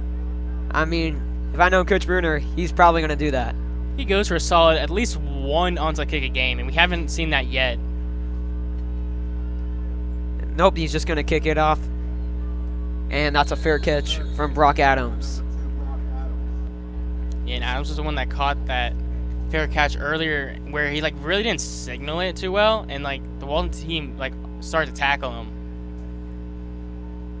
Yeah, you're absolutely right about that, Wesley. I mean, in the first quarter, Pierce County being Brooks County, that's a huge upset. Brooks County, one of the best teams in their class. Just the first quarter of that game, but looking pretty good for them. It's 1st and 10 here for McCullough. Man in motion. McCullough is going to pass it. It is caught. Big run. He escapes a tackle and is tackled at the 49-yard line. Brock Adams on the catch. Yeah, and that's another one of those instances where, like, the DB room kind of fell asleep, where the Wheeler offense had great play action call. Then you get him quick pass to Adams. Adams has been just spectacular tonight for Wheeler. Yeah, he's been making this Wheeler pass offense. He's been the sole engine to that Wheeler pass offense. 1st and 10 here at the 48-yard line. We're gonna motion Matthew Morris. There's McCullough. He's gonna throw it. It is caught again. Brock Adams. Another catch for him. And that will set up 2nd and 5. Noah LaValle was so close to getting a pick there. He read that just a step or two late. Yeah, if he got there a step earlier, he might have got that interception. We're 2nd and 6 for Wheeler. Potential screen option here. Number 25, Malcolm Patrick. Here's McCall. He's going to hand it off. Kendrick gets a big hole. He will be short of the 1st down, however. They will mark him at the 40. So, you know, Wheeler, Greg Kendrick, he's their main rushing attack for this team, and he's the main offensive weapon for Wheeler. What do you think they're going to do here? Are they going to run it to Kendrick, or do you think they'll do another pass? I mean, it is short. I would assume run, but they passed the ball quite a lot to start us out. Here's McCullough. Only 2 wide receivers out. Yeah, but they've run that formation a lot today. Here, McCullough is going to hand it off. Kendrick, he is short of the 1st down. Greg Kendrick, the Nice ball play carrier. there. I believe Jack Klim was on that tackle. Now force a 4th and 2 for Wheeler. Number 3, It Noah. looks like they're going to go for it, however. McCullough's going to stay in there. Yeah, I don't know if I'm Wheeler. I want to punt this back to Walton. It's been 2 offenses that had great halves. I'm not sure if, you know, punting the ball and giving it back to the Walton offense is just the best idea. If they did punt it, however, they'd get it around inside the 10. Could be good for their defense. They'd get another chance. Here's McCullough, 4th and 2. Gonna fake the handoff. It is caught to his receiver, number 9, DeCorey Moore. 1st down at around, Number 9, Bolt. I believe, the 15. Nice play there. DeCorey Moore. He's been in a couple plays so far. Man, these RPOs, these play action passes have just worked out so well for Wheeler. They just keep going back to them, and they just keep on getting it to work. Now here's McCullough on a 1st and 10. He's going to hand it off to Kendrick, and Kendrick's going to be stopped.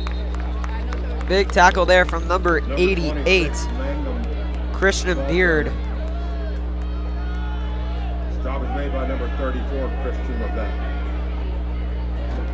Now force a 2nd and 8 for the Raiders. If you're just tuning in with us, it is 21-14. 8 minutes left in the 3rd quarter. They are at the 13.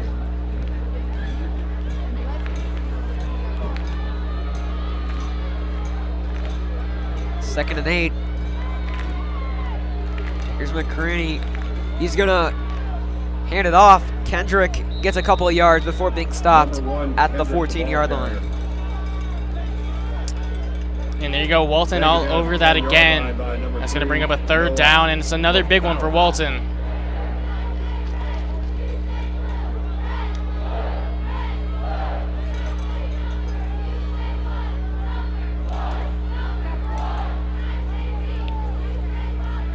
Third and 5 here. They are in field goal range. Do you think they're just going to run it here to Kendrick, or are they going to try to get that 1st down and keep the drive alive? I think if they do run it, they're going to try to pick it up. I don't think that this is a situation where you want to kick a field goal down 7. But if they do run it, I feel like they'd be going, for the score for the 1st down. And they do. There's a handoff here to Kendrick, and he is short of that 1st down. Stopped at the 14-yard line. And will they send out the special teams? Yeah, I don't think they are going to, and that's kind of what I was trying to mention was that this is a team that right now you're down 7. You really don't need the field goal.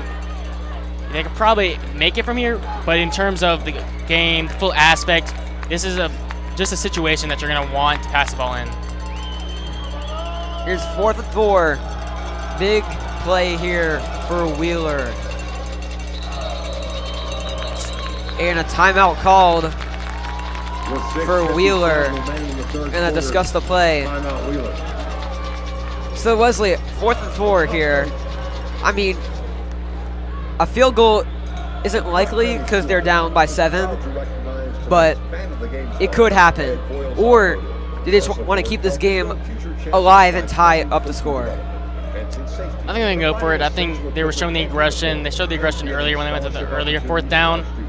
And I think this is going to be another one of those RPO situations where McCullough, who's been fairly good tonight at reading the defense, where I think if they pull it again, I think he's got some great receivers. They've shown themselves out tonight. But the Walton defense, I think at this point, obviously, this is probably pass the ball more on this drive alone than they have on every single drive combined. Walton, at this point, I feel like he's going to be locked down on coverage. I think we can force a stop here. Yeah, McCullough here, 8 touchdowns, but 4 interceptions on the year. He had one of those touchdowns in this game. Walton High School would like to thank freshman Brooks Lingo for stepping up and volunteering his time between the bleachers and Raiders. All right, 4th and 4 here. Let's see what McCullough's going to do. The Walton crowd chanting, really helping to motivate the defense here. And he's going to pass it. It is caught, and that is a touchdown. That is number 8, Corey. That is number 9, Bolt Aldulta, with his, I believe, his 2nd touchdown of the year, Wesley. Unfortunate there. Wheeler tying up the score. Yeah, I mean, that was just a beautiful play. Like I've said, I think McCullough's been great at the decision-making on these RPOs. He shows it there. It was a great pass, lofted over the head of the Walton defender. And the extra point is good. Oliver Jones kicks it down the uprights. And we are tied. So, Wesley, how do you think the offense needs to respond to this Wheeler offensive drive? Oh, I think we got to set the tone. I think we've done some great jobs with these long, methodical drives and in touchdowns, or either we start inside the 20. What I want to see in this Walton offense is, barring another great kickoff return, which we've had a ton of those, I want a big play. Peacock's got the arm. He's got his brother with the speed. I want to see us go for it all, which is something that we really haven't seen today. Yeah, none of those big plays, those explosive plays so far from Peacock, except for that option run where he got the touchdown. But yeah, Wheeler's clearly made adjustments on the offensive side to this Walton defense. Let's see if the Walton offense can continue to be good. It's Jordan Peacock looking to receive with Christian Andrews and Ethan Baker to his left and right. Just happy for the Walton crowd just to show up here. The whole community is showing out. Yeah. It's off. Oh, I think it's a squib. And Jude Cascone returns it to the 42-yard line. Number 19, Jude Cascone on the return. So Walton, we're going to have some soft field position to start. Funny enough, it's actually one of our worst field positions to start of the night. But this is where, prime position. This is, if we gain a couple yards, it's going to be like a 50-yard throw for Peacock, which I know he has arm to do. Go for the end zone, get close to it. I think this is where we get the big play. See what it does. Peacock here. That is Javette Veazey in the backfield. They've been switching out those running backs. They still haven't found a good one yet. Here's Peacock. He's going to hand it off. It is caught. That is number 30. Tommy Abimbola with his second catch of the night, I believe. Or wait, the first one was a flag. So yes, this was his first catch of the night. It is for a loss, however. They're going to go quickly here on the play. Empty backfield. Peacock is going to tip it to Jordan Peacock. There is a flag. Peacock's going to run to the 50. And Peacock's going to go to the outside and tackled at the 48. There was a flag early there. There is a flag. We'll see what it is. Based on the reactions, it's going to look like it's against Walton. However, it did look like there might have been a slight jump on the Wheeler side. So it's going to be interesting. The real decider is going to be whether or not they declare that the Walton formation was legal. Yep, and it looks like it's going to be on the Raiders. And there you go. They're saying that the formation was not legal. So that's going to back us up a couple yards. Just to remind us, last year, Walton beat Wheeler 43-21. Wheeler haven't won since 2006. Hopefully, Walton can make sure they'll keep their 16-game winning streak alive.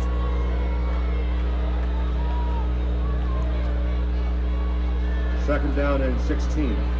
Second and 16 for Peacock. Peacock's going to hand it off. Good run here from Javette Veazey. Number 23, Javette Veazey, the ball carrier, taken down at the 45-yard line. And that will be a 3rd and 10. And we're now over halfway done with the third quarter as there's a Wheeler player down. So Sam, we're going to take this moment as North Paulding, North Cobb tied up still at the half. Sam, so far this offense has been very high-powered, very good. What do you want to see out of the running game? Because I know we've mentioned that a lot of times, and we've kind of gone away from it. But what more do you want to see in the second half in the running game? Well, they've been still switching around Gabriel Watson, Javette Veazey, and Christian Govea. They've been switching them around. They still haven't found one main running back. I mean, Veazey has had several flashes on the offensive side. They haven't started Gabriel Watson as much, which surprised me. He was really good in that scrimmage versus Pope. I want to see him get more opportunities here as Noriega Thompson is injured. Yeah, and he's also the young guy. He's the freshman, future here at Walton. But we know Coach Burner, he knows what he's doing. He's an experienced vet here. Like I mentioned, now 75 wins. Such a great coach. And he's really, like you mentioned earlier, the reason why we're at this position, especially at a point where there's a lot of turmoil with Walton football back before he joined. And now he takes over as head coach, and he's got Walton football. He's brought us to a state championship, to 2 region championships, and he has really turned the tables and taken this Walton team to the next level. Looks like the injured player is going to go up, Anthony Naylor, returning back to the sidelines. Prayers for him. Agreed. be a 3rd and 9 for Walton at the 45. I mean, Wesley, are we expecting an RPO? Or I think Peacock's going to make that big play you were talking about before? I'm hoping it's the big play, but I would guess an option here. They've done those a couple of times. Possible screen options on both sides of the field. There's Peacock dropping back. Peacock's going to throw. It is caught. Jordan Peacock down the middle. Peacock makes a couple defenders miss. And he's tackled at the 35 for a first down. That was a great route from Jordan. Little stutter step, got his defender to bite, goes around him. Great job, and now Walton's going quick. Yep. Here's Peacock. The screen here to Jordan Peacock. He's been everywhere. Peacock is stopped at around the 29.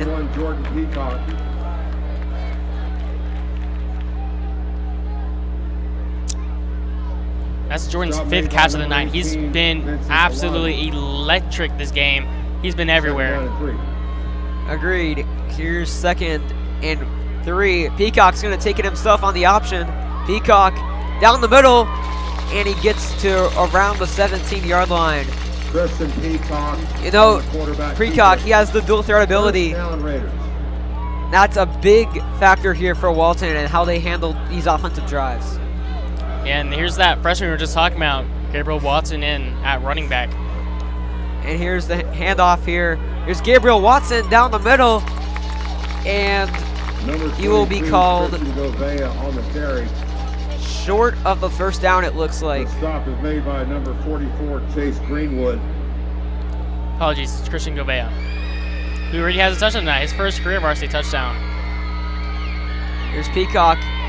He's going to hand it off, and that is a touchdown.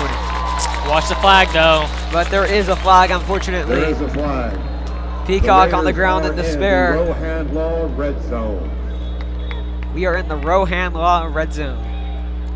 Your best friend on your worst day. Yep. Injured player down in the red zone. It's another really good player. Yep, they've been so far 2 injuries for them. Not great. We'll see if he can get up. Yeah, prayers to anybody who's been dealing with injury. I know it's a rivalry. You know, there's been some tensions flaring, but obviously we pray everyone is okay and that, you know, they're stretching him out, so hopefully it's just a cramp, but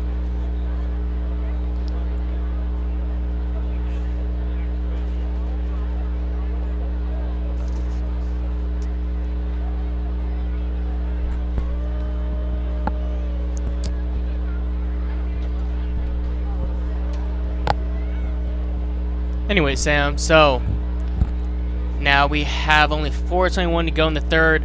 Tie game. Man, this is another great game. We've been blessed with 2 great games, Sam. We had that Roswell one, and now this one, another great one. And also the Norcross one, that was great too, but it was on the road. I mean, this team is about second half comebacks. They almost did it against Roswell. They were able to do it against Lambert, down 17-13 in the 4th. And they did it against Norcross, down 21-17, I believe, in the 4th.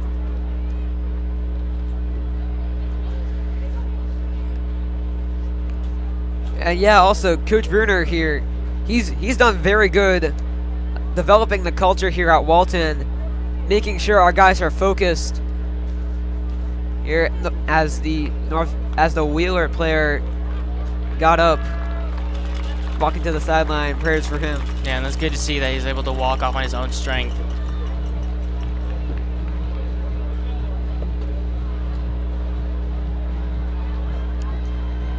So with the Walton offense ready to head back out, Christian Peacock, Jordan Peacock, Ethan Baker and company looking to add more points to their tally tonight.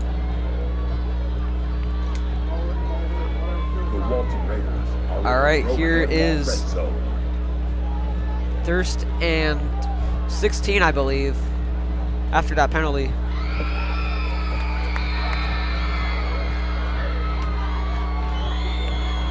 Fans going electric here. It's Peacock. He's going to throw it. It is caught. Nice catch from Christian Andrews down the sideline, and he'll be stopped at the 10. That was a low throw from Peacock, but Christian Andrews made the proper adjustments to keep on the ball. and make sure it didn't go for a loss. Absolutely, and this is against his former team. You know he's loving getting those receptions. And also the kickoff returns. He's really Second and goal. enjoying this revenge game. Mm-hmm. Update on that North Cobb game, still 10-10. That will decide who's number 1 in the region and who's number 2, basically. Here's Peacock. He's going to take it himself. Peacock down the middle of the field, and he's down at about the 6-yard line. Peacock on the quarterback keeper. And he juked Made by number Luke 18, Flowers out of 11. his shoes. He got him to bite, broke his ankles, went up, gained a couple extra yards. There is a flag. But there is laundry on the field. It looks like the Walton's going back. The replay. Yeah, look at that juke. Impressive move there from Peacock, but you're going to be back to around the 20, negating all the gains before the penalty. Holding is the Here's call CJ assessed against Jordan the Raiders. entering the game in place of Jordan Peacock. Second and That goal to me from the signals 21. run here. Yeah, we know CJ Jordan is 6'8", I believe 240 pounds. He's also a power forward here for our Walton boys basketball team. Here's Peacock, gonna hand it off. Here's VZ. VZ's gonna be stuffed at the Gives that 14-yard easy, the line. ball carrier. All right, so after some penalties, Walton backed up a little bit. Good play call, making it a little bit shorter. Now, with the 3rd down call, let's see what Coach Bruner draws up. I'm feeling a pass here, Wesley. If I know Coach Bruner, he likes to go no risk, no reward. I don't think I got to put that better myself, Sam. Interesting. Peacock under center for the time. There's Peacock. Empty backfield. Peacock. It's a screen. Pass VZ. It is caught. Touchdown. CJ Jordan. Nice lateral there from Christian Peacock. And the pass from VZ. He'll probably never get a touchdown pass. That's his first touchdown pass of his career. Probably his only touchdown pass as he's a running back. And man, what a trick play call from Coach Bruner. Here you go again. Sends VC out wide. It's a trick play to VC. And then no one's covering Jordan for his 2nd touchdown of the night. Wow, just unbelievable. We had that similar time of trick play earlier in the game. It gets called back for a penalty. Coach Bruner comes back with it, and this time we get a tutty. Here's the extra point. It is good. And Walton are up 28-21. After attempt is good. Also note CJ Jordan, he had 1 catch for 6 yards entering this game. Now he has 2 touchdowns. 21.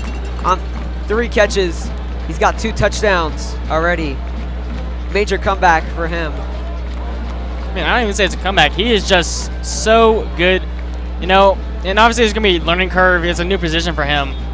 But now we're really starting to see his full potential as we see the play yet again. Watch Jordan here. No one even viewing him. He goes right between 2 Wheeler Wildcats, and he has no one within a mile. You're right about that one here. Yeah, here again on the replay, just notice Jordan go between 2 Wheeler defenders, and everyone's just more worried about the ball than guarding CJ. I'm more impressed by VZ just throwing that. That was a good throw from VZ. It was. Number 18, Strickland kicking off the Raiders. Kickoff here from Daniel Strickland. Braylon Ford out to receive for a Wheeler. Kendrick and Hurd back deep for the Wildcats. Here's the kickoff. Once they returned. Oh, a big tackle there Caleb Hurd on from the Walton. return.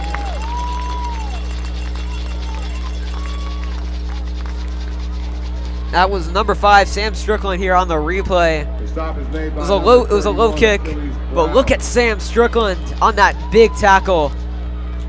Just got to his legs. And Strickland's been such a leader in the secondary with so many young guys, and then MJ's out. Strickland, the senior, really stepping up big for this defense. Here comes out the Wheeler offense again. And Greg Kendrick, he's been all over the place. We'll see if he can deliver again.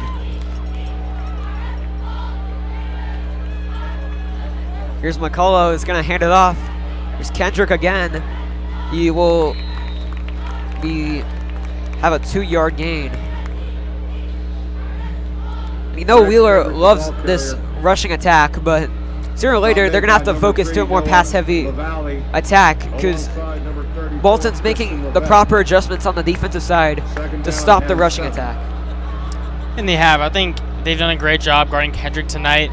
And really just that entire Wheeler offense, especially in the run game, they've done a great job. McCullough. Here's high snap. He's going to hand it off. Here's Kendrick. A big tackle there. That was number 5, Sam Strickland. Again, another crucial tackle. I mean, Kendrick had a lot of open field, but Sam Strickland making another big tackle here on the replay. And he's been like a wrecking ball tonight. 3rd down and 4. All right, here's 3rd and 4 for a Wheeler.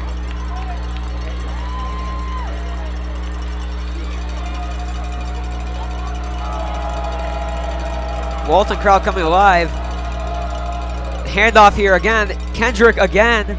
And he will be short of the first down. Stopped at about the 39-yard line. And now this is really where it poses an interesting situation. You're in your own territory. You're at the 30. It's only a yard for Wheeler. The offense is staying out there right now. As you can see, the great tackle made by Walton short of the first down. Now Wheeler's going to make the subs, bring out the punt team. Second time they have brought out this punt team. The first time was in the first quarter. They've been going for 4th down most of the time. If I'm counting correctly, there's only 10 players out there for Wheeler. Here's a snap. Jordan, it's Mario Dixon here on the fair catch at around the 39-yard line. Here to show out this Walton offense. So Wesley, this drive for Walton, this could be make the difference for being like a 1-score game or having a 2-score game entering the 4th quarter, having that buffer versus Wheeler. Yeah, to what you said, this is the drive where you really got to put yourself in the driver's seat. The defense getting a good stop. Now the offense needs to come out, capitalize on that, make it a 2-score game, give yourself that cushion to lean on later on in the game. Yeah, here's CJ Jordan coming out again. He's been the main tight end so far.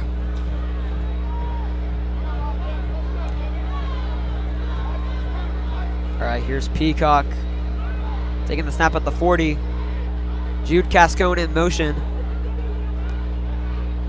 Peacock's gonna hand it off. It's it's Gabriel Watson who gets to around the 47-yard line. 22, Christian Govea on the carry. Stop made by number 7, Braylon. Yeah, and you see here, Watson does a great job. It's an outside carry. The offensive line does a great job, especially a big block from Jude Cascone on the outside. Yeah, update here on the North Paulding North Cobb game. North Paulding stopped North Cobb on a 4th and 8, forcing them to punt. All right, here's Peacock. He's going to take it himself. Here's the throw, wide open. Jordan Peacock. He's going to go down the sideline and around the 31-yard line, out of bounds. I mean, Jordan Peacock. Oh, there is a late flag on the play. Yeah, I think that's coming back against Walton. There was some shoving going on again, man. The tensions have been flaring. I believe that was Jude Cascone. Unfortunate there for the Raiders. And yep, the Walton is going back here. Well, here's the replay of that. Peacock does a great job rolling out, and then there is just no one near Jordan Peacock, doing a great job of finding the hole in the zone. And you see there, actually looks like the Wheeler player might have taken him down, but we'll see what the refs decide. Walton's already back to the 45. Let's see what the refs call here. They are picking up the flag. And the penalty will be against the Raiders. They'll be around the 50-yard line, sorry. Blindside block is the call. Yeah, so he's going to blindside block. Yeah, it's going to go against Jude Cascone. That's going to knock the Raiders back. so unfortunate though. They had an opportunity for a first down in Wheeler territory. Just gotta watch out for those penalties. Mm-hmm. Believe it's a 2nd and 4.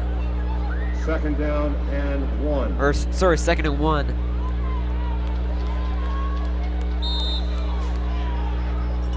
There's Max McCraney on the left. We haven't seen much of him today. There's Peacock. He is gonna hand it off. It's a short run for Gabriel Watson, but it is enough for the first down. Gabe Watson on the carry. 1st and 10. You know, I think these play calls where Coach Mayer did them a lot in the Norcross game. We didn't see it as much, I think, in the Roswell game. And we haven't seen it much here tonight, where they have Peacock. When he goes to hand it off, he goes to the opposite side of the running back, trying to get the defense, get him a little confused. And then there, it works out and we pick up a first. All right, here, as we are ending the 3rd quarter, Walton up 28-21 as we enter the 4th quarter. Wesley, what are some big takeaways here from this 3rd quarter for Walton? For Walton, I think that was just a great quarter. Offense went down, had a great drive. Christian Peacock did a great job, and then obviously that touchdown was the pinnacle of it. That just beautifully drawn up trick play. You see, beautiful pass, CJ Jordan, wide open, great touchdown. Then defensively, we came up with a big stop, and then you just gotta love this scoreboard, man. We just did not get this quality last year. Yeah, it was all blowouts last year. Either we were blowing out our opponents or we were blowing out ourselves. But we still made the playoffs last year. Hopefully we're trying to get a home playoff game here. That's why we are updating you on the North Paulding, North Cobb game. Those are the 2 most competitive teams in our region, or in our district, sorry. And those are the 2 teams that can really pose a threat to Walton for their playoff chances. Teddy Gerard, Notre Dame commit, current starting quarterback for North Cobb, almost threw a pick on a throw that was supposed to go out of bounds. Very not the best decision from him. And he's one of the best quarterbacks in the state. In my opinion, one of the best in the country. He's a 4-star. He's committed to Notre Dame. He won an MVP in an elite quarterback camp between all the best quarterbacks in the country. That just goes to show how talented he is.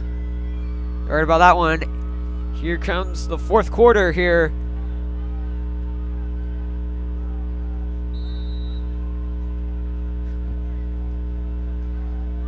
At the 49-yard line. Jude Cascone in motion again. And here's the handoff. Gabriel Watson.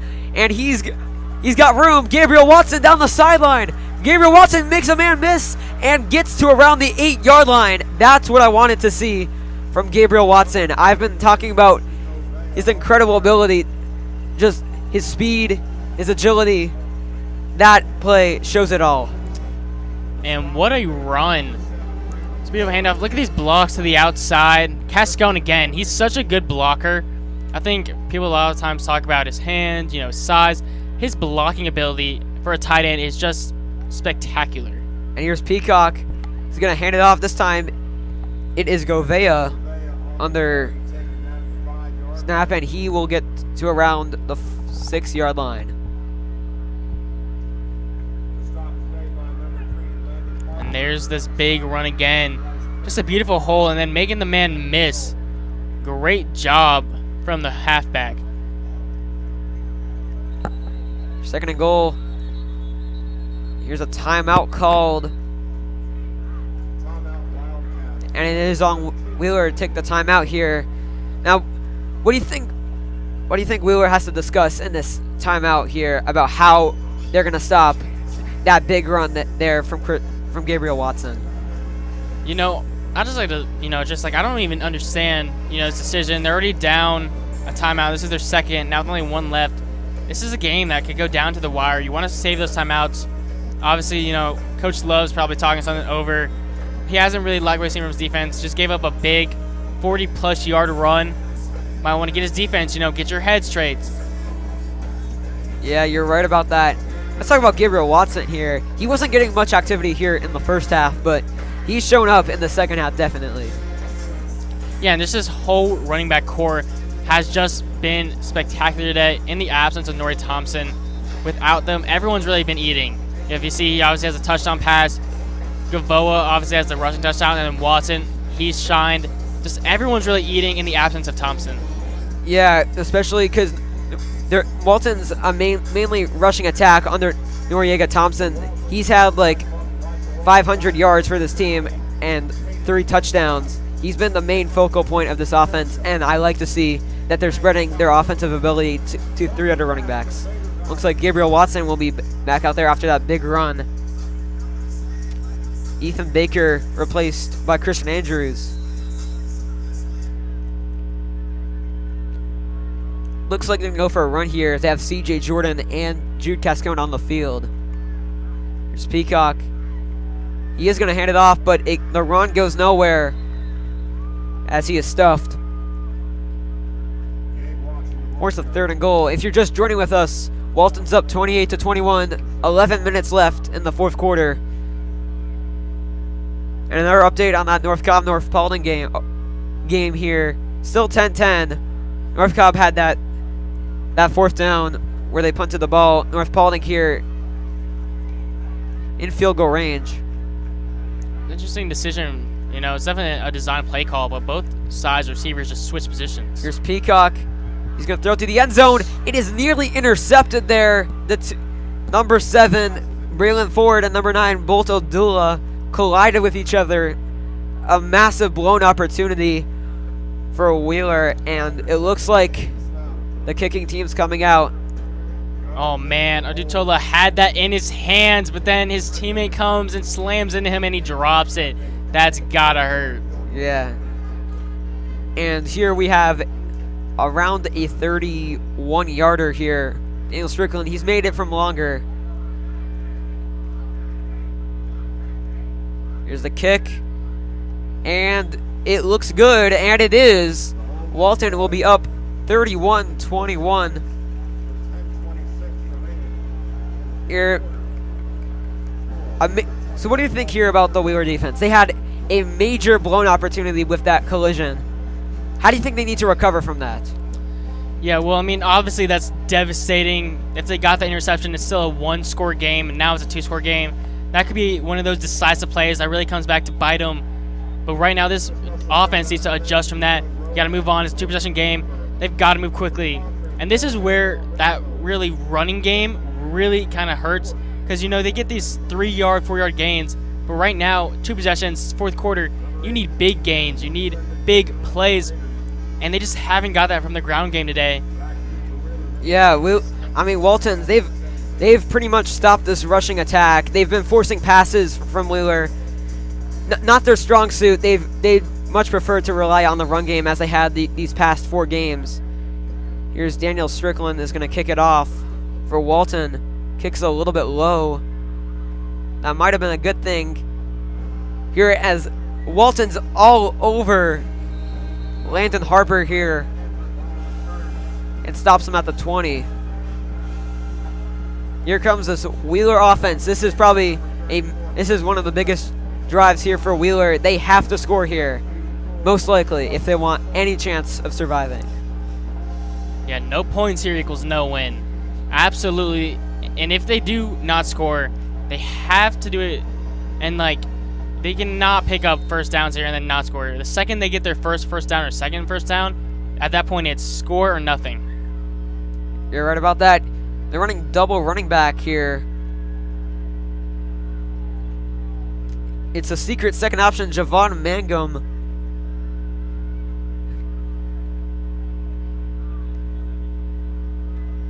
Stacking the box here is Walton. Here's McCall is going to hand it off. It is, a big loss here. Great tackle from number 3, Nobo LaValle, a 3-star Florida State commit. Here's on the replay, you can see there a secondary tackle on the Noah Valley comes in and stops the run from Javon Magnum. And credit to Christian LeVay. He was the first one there. He read that one out like a book. The sophomore has just been honestly one of the most underrated pieces of this Walton defense. Yeah, he's really helped, especially with all the injuries we've had. MJ Burnett, Achilles Brown for a little bit. Here's McCullough here, second and 14. A big run here from Kendrick, but that will get him to around the 27-yard line. And yet again, we've called his name multiple times tonight. Sam Strickland on the tackle. The safety hasn't been targeted too much tonight in terms of passing, but he has been just irreplaceable tackling-wise in this game. Yeah, we saw on Wheeler's drive earlier, that big tackle on Kendrick to force third down. Oh, update here on the North Cobb-North Paulding game. North Cobb just scored a touchdown. That is good for us because we want North Paulding to lose. Huh. Here's 3rd and 4 here. 3rd and 3, sorry. Here's the handoff again to Kendrick, but it goes nowhere. Noah LaValle and Sam Strickland on that tackle. And a big 4th down here for the Wheeler Wildcats. Well, here's your big decision, Sam. It's 2-possession game. There's 8 minutes. See on the replay, look at Noah LaValle in there. Sam Strickland again, too. The first one there, he's hyped after that. Wheeler offense, for the time being, is staying out there. Now with 8 minutes and now almost, you know, as this team is kind of wrapping it up, they're not going to give it back to Walton. They want to go for it. See what Coach Love does here. 4th and 4. Here's McCollum. He's going to fire, and it's blocked. Number 57, William Riddell on the tackle. On the block, sorry. That was a very good play, and Walton has the ball with 8 minutes remaining in the 4th quarter. And they have it in Wheeler territory. Man, William Riddell, he was in my French class last year. Maybe it was 2 years ago, actually. But my former French classmate out there making plays for the Walton defense on a big 4th down. They had the running back on the screen. Big bat down by Riddell. All right, here, 1st and 10 here at the 28-yard line. Looks like Ethan Baker's back onto the field. Replaced with Christian Andrews. Gavea in the backfield. Motion from Jude Cascone. Here's Peacock. He's going to think it, and it's incomplete to Jordan Peacock. That throw was a little bit too low. He had the right idea, just the throw wasn't on point. Yeah, and those screen passes have worked so many times tonight. It just makes so much sense for Coach Burner to run that yet again. You're right here, 2nd and 10. Looks like they have Max McCraney on the field. We haven't seen much of him. How do you think he hasn't had such a great game? How do you think Peacock in general has to find him open? I mean, he's one of our best returning receivers, so he's got to look for him. And here's a run here. That's Christian Gavea again. He gets around 3 yards on the play. Force a 3rd and long. Yeah, and so this would be a situation where you would want to utilize Max. He is the leading returner in receiving yards from last season. Hasn't had as big of a season this year, but he's a talented senior. He's looking at some FCS schools, and he's a guy that he's just, you don't look at him as he's a very flashy guy. He's not a Jordan Peacock. He's not a Christian Ward, but he's consistent. And he gets catches when you need him to get catches, and he makes plays when you need him to make plays. Yeah, he gets the job done here on 3rd and 7. Here's Peacock. He's going to keep it himself on the option. Peacock. And he dives, and he gets the 1st down at the 22-yard line. And I just love how agile Peacock is, not just in terms of, there's a lot of quarterbacks that have speed, but really his agility. He jukes out a defender and dives over him and picks up the 1st. That's an ability that not every quarterback possesses, and it's one that's really been a factor in Walton. Yeah, you're right about that here. 1st and 10 here at the 22-yard line. 4 wide receivers out here for Walton. Peacock is going to hand it off to Gavea. Goes nowhere. They're really focusing more on the rushing attack in the second half. They want to give Gavea and Gabriel Watson more reps. Yeah, and also don't forget the senior Jafet Visi. He's been getting a ton of carries. He already has a passing touchdown tonight. Now he's going to get a running one as well. Here, Coach Bruner giving the call to Peacock.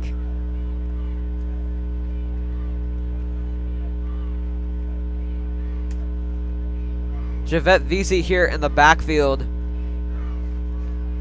It's the Walton crowd chants defense for some reason. Here's a handoff here. Vesey is stopped. And that will be for a loss of about 3 yards. Or it's a 3rd and long. Man, speaking of those running backs, young, talented 2028 running back from North Cobb, Zachariah Ballou, the one who got that touchdown that has given North Cobb the lead.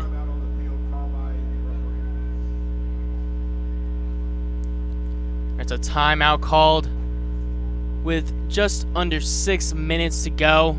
We're now halfway through this 4th quarter with Walton up 2 possessions, 31-21. This is a Raider team that's looking to go to 3-3 on this season, and their next game will be back after the break as they return for homecoming week as they take on Marietta in what could be an exciting matchup as Marietta continues to develop under new coach Cameron Duke.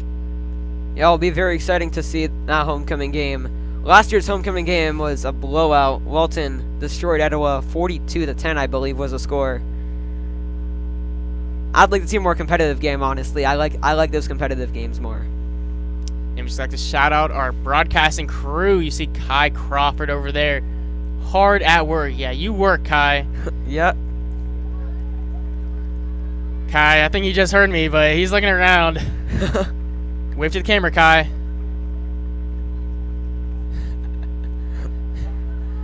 We always love the crew. Got Jen Almond in the back running the thing. Richie's here. Got Abdul as well. Got a great crew here at Walton Broadcasting. Yeah, they do hard work here just to take you to high school football. And before this 3rd down, if you would like to help sponsor Walton Broadcasting, make sure to look up Walton Broadcasting Booster Club. Click a couple links and fill out a couple forums, and you will help out support these broadcasts that give you these moments like this big 3rd down. 3rd and 10 here.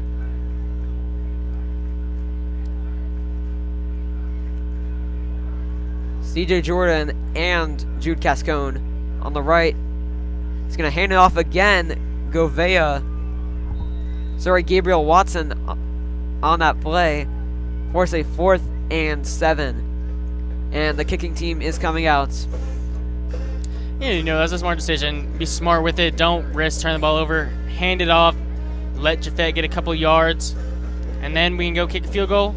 We're still up 2 possessions, and now, more than that, they need 2 touchdowns. Yeah, it's going to be hard for Wheeler to come back now. If Daniel Strickland makes this kick, it is about, I'd say 32 yards about. Yeah, I'd probably say 33. 33.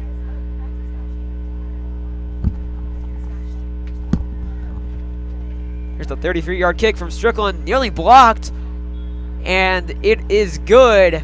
Walton is up 34-21. Wesley, how do you think about that drive Walton had? They just needed a field goal to make sure they extended that buffer that I was talking about earlier. I mean, they just did a great job, It wasn't some amazing, fantastic, methodical drive that we'll talk about for years to come, but they did solid. They chewed clock, obviously. That was the most important thing. Now down to only about 4.5 minutes to go in the game, and that's really what you wanted there. Just take a couple handoffs, get a 1st down or 2, and we can kick the field goal. Now we're going to force them to do 2 touchdowns now, and I think that was just a great job. It was a great drive. It didn't end in a touchdown, but we'll take the result nonetheless. Plus here, they also have to do an onside kick if they want any chance of getting another touchdown. Those are very unlikely, Wesley. Yeah, they do, and, before that, they also got to go down and score a touchdown, which is Walton defense has looked a lot better in the 2nd half. Yeah, they've stopped Wheeler from even scoring. Or my apologies, they let out 1 touchdown in the beginning, but they've been rock solid so far. Update on that North Paulding game. North Cobb still up 17-10. A minute 43 seconds left on the 3rd. North Cobb has the ball. Kickoff here from Walton. It's returned here. It's a big run. Oh, he's got room to around the 42. That is number 17, Caleb Hurt. Interesting last name there. And I think Achilles Brown was involved in another shoving match downfield. That tackle was made by Hall Pruitt, who was one of the guys that Coach Burner cited to me back in the spring as one of the guys that he felt had made the most progress from last season to this season. Yeah, the guys that really stepped up are really stepping up here. Jordan Peacock, Hall Pruitt, sorry. They've been good on the offensive and defensive side here for Walton. Coach Love here trying to get one last play. I think they need to go long here, honestly. There's no other option. They can't keep running it to Kendrick. It's exactly. I mean, that's the point. Is even if you don't go long here, you can't continue to run the ball at this time in the game. You know, you can take short passes to Kendrick if you want, but you have to pass the ball down 2 possessions with 4.5 minutes to go. Yeah, you're right here. There must have been a penalty on that because they're going to back him up. Yeah, it looks like they're going to be at the 15-yard line. Or, sorry, the 20.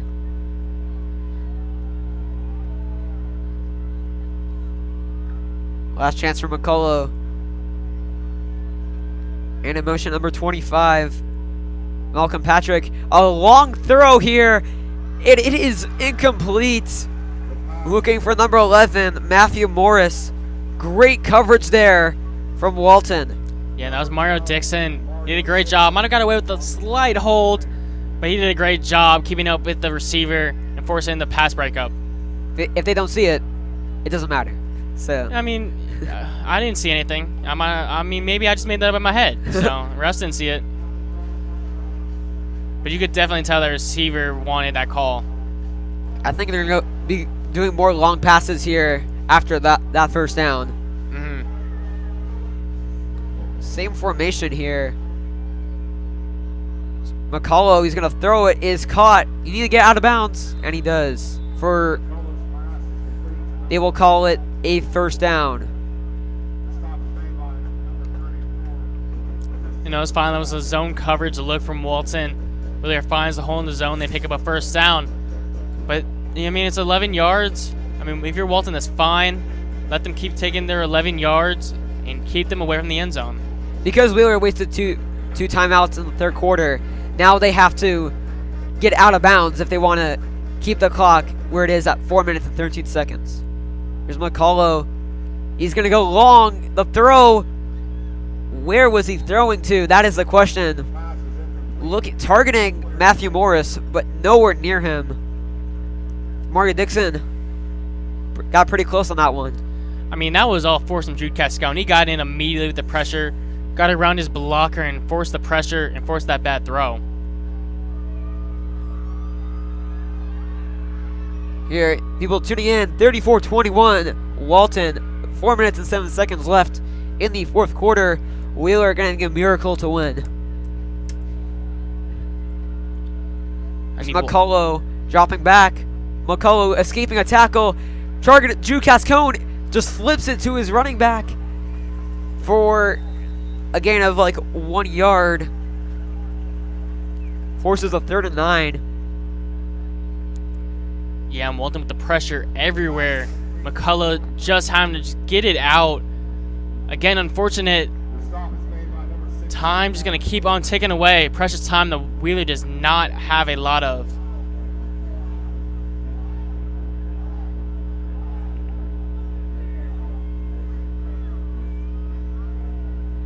All right, here we go. 3rd and 9. A big drive from McCullough. He's going to drop to his right. He's just going to pass it off to Kendrick. He's going to make a couple tackles before getting out at around the 37-yard line, forcing a 4th and 4, I believe. And there was Pruitt again. Pruitt just been all over the field on special teams, on defense. Pruitt making an impact where he can. You heard about that one here.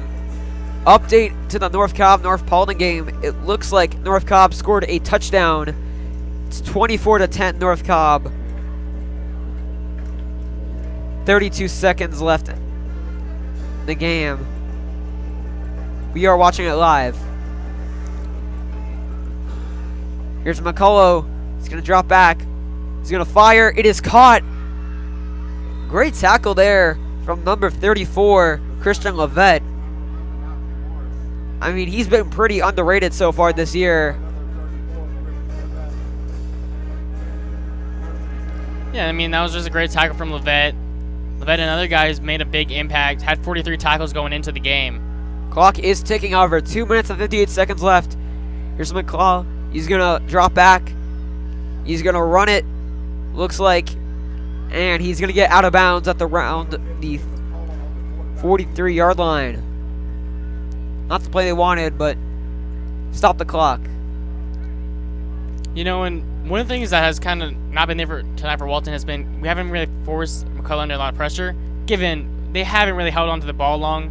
We haven't really had a shot to do that. But now that we're having that shot, you know, we had Cascone in a little bit. That was a Seam Alexander, forcing the quarterback to run outside the pocket. We're really starting to get some of that pressure in. All right, 2nd and 3 here for Wheeler. Empty backfield for McCall. He's going to look to his right. He's going to fire. It is nearly intercepted. Noah Lavalley on the tackle, and Christian Levet nearly getting that interception. That was scary for Wheeler. Oh, man, you know Levet wanted that one. He's kicking himself about it here on the field.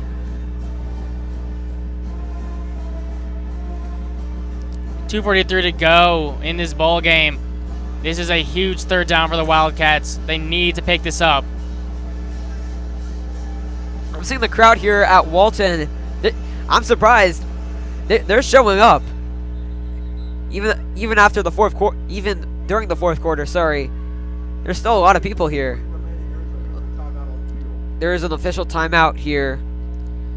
We got a quick clock. We got a quick update from North Paulding, North Cobb. End of the 3rd quarter. North Cobb up 17-10 and driving inside of the North Paulding red zone. Yeah, that game is very important for the region. So far, if North Cobb wins, they win the region if they win the rest of their region games. But we need North Paulding to lose so that we can get that home playoff game so we get to do another broadcast. Here's 3rd and 3. McCullough, he's going to take it himself. McCullough down the middle, and he gets to around the 35. Tackle made by number 16, Hall Pruitt. McCullough's been very underrated on these 3rd downs. He's been doing a great job of stepping up in the pocket and making big plays. We're going quick here as they move the chains. So McCullough, he's going to throw it. It is caught and dives and is short of the 1st down. Going to have to go quick here. Clock is ticking. There are no 2-minute warnings here in high school football. So you can't rely on that.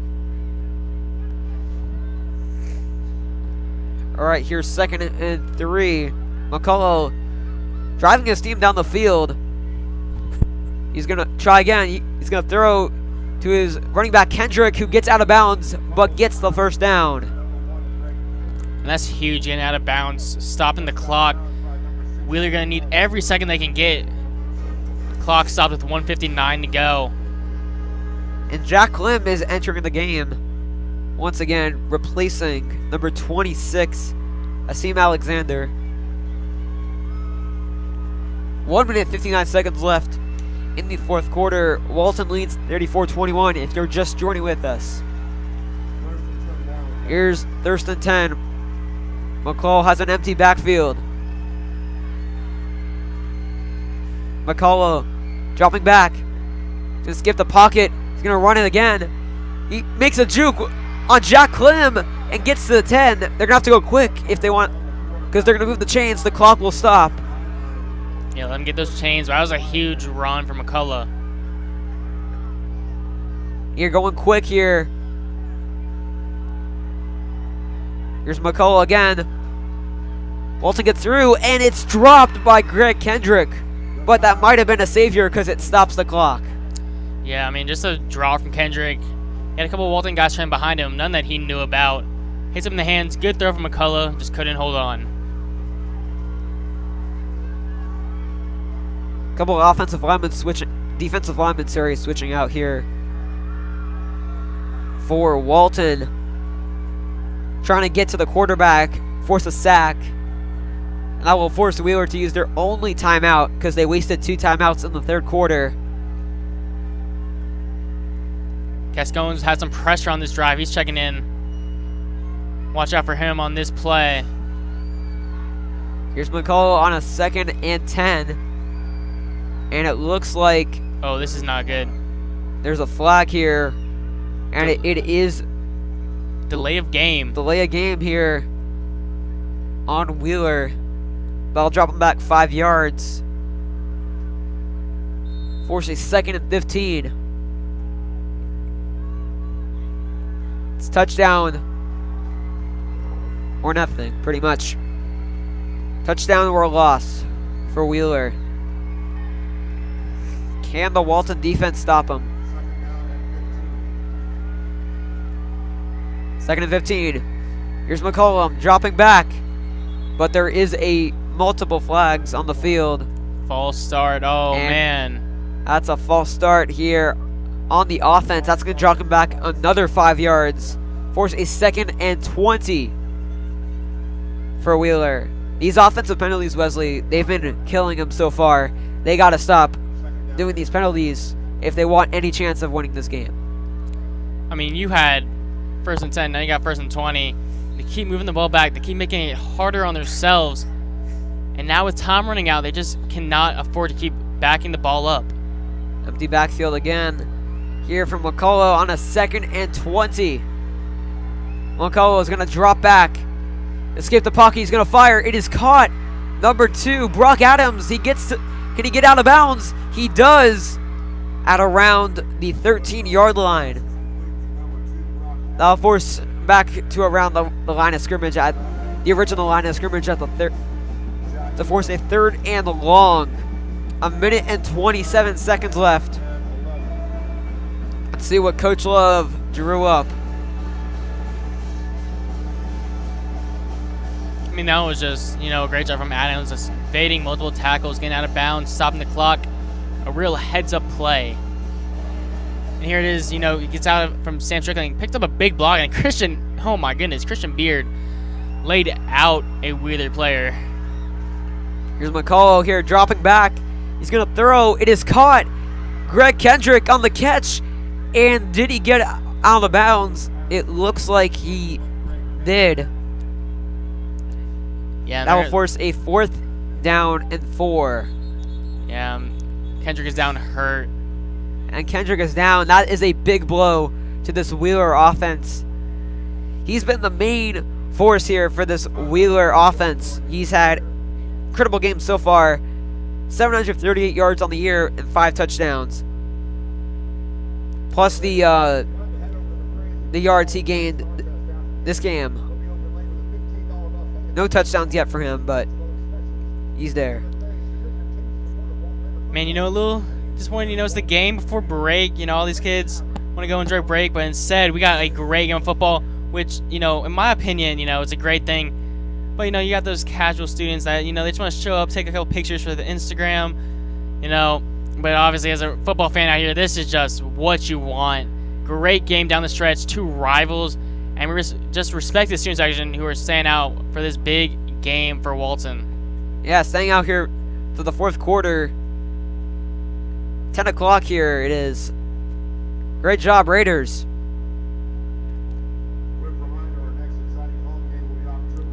Your update on that North Cobb game. North Cobb just scored a touchdown. It is 24-10 over North Paulding. It looked like North Paulding would take this game in the first half, but North Cobb really adjusted, and they've really done well offensively in the second half.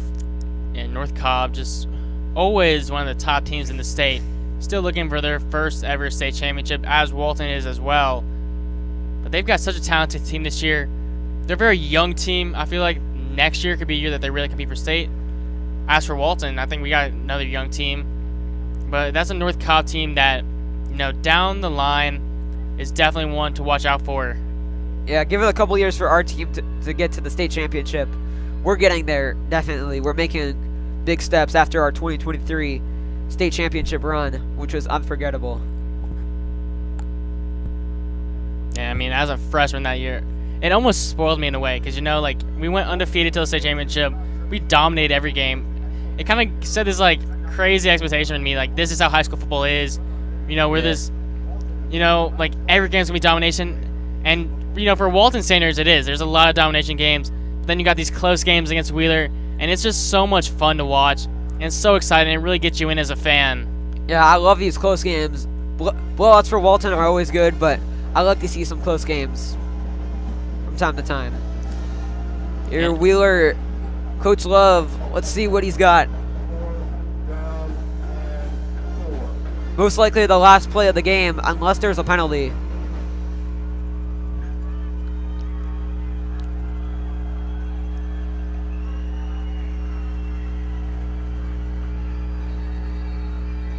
Oh, this is not good. Yeah, it's going to time out Wheeler. It's going to be the last time on the game.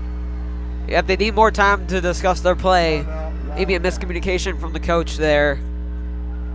I'd like to argue that. I think he wanted to come out. He wanted to see what the Walton defense was looking and then make his adjustments to whatever play call. So I really don't think he had a good play call saying that. And then he sees how the Walton defense is looking. Now he's going to make his adjustments, see what he wants to do on this big play, Sam. Yeah, I mean, the Wheeler offense, they've made several adjustments over this game. Some of them have worked, some of them have not really worked. We'll see how this one does. And again, the next exciting Walton home game here.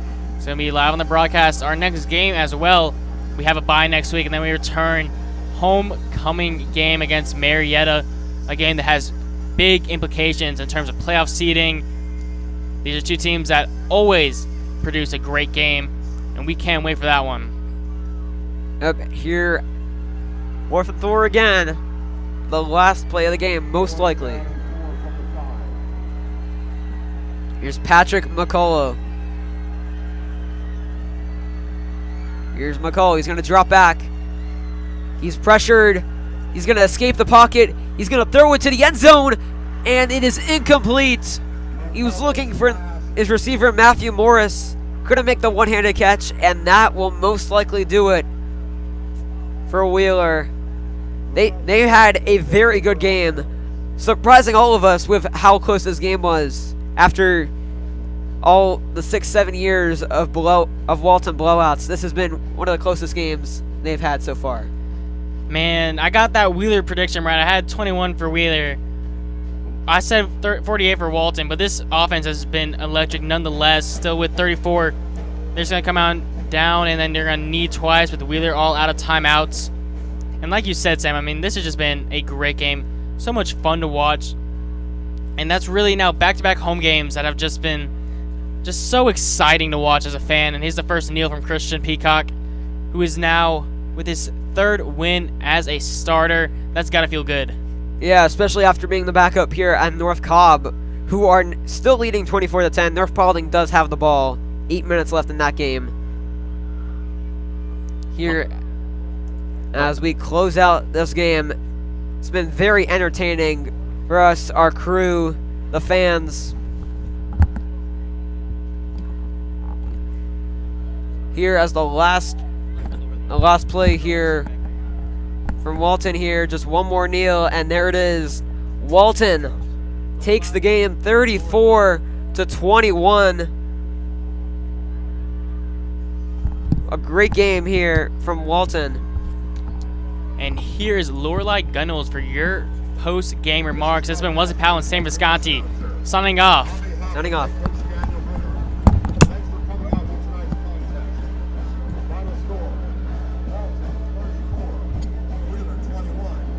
And that'll do it for us tonight with the rivalry game that really lived up to expectations. And with that, another chapter of the Blackyard Brawl closes with Walton taking the matchup 34-21.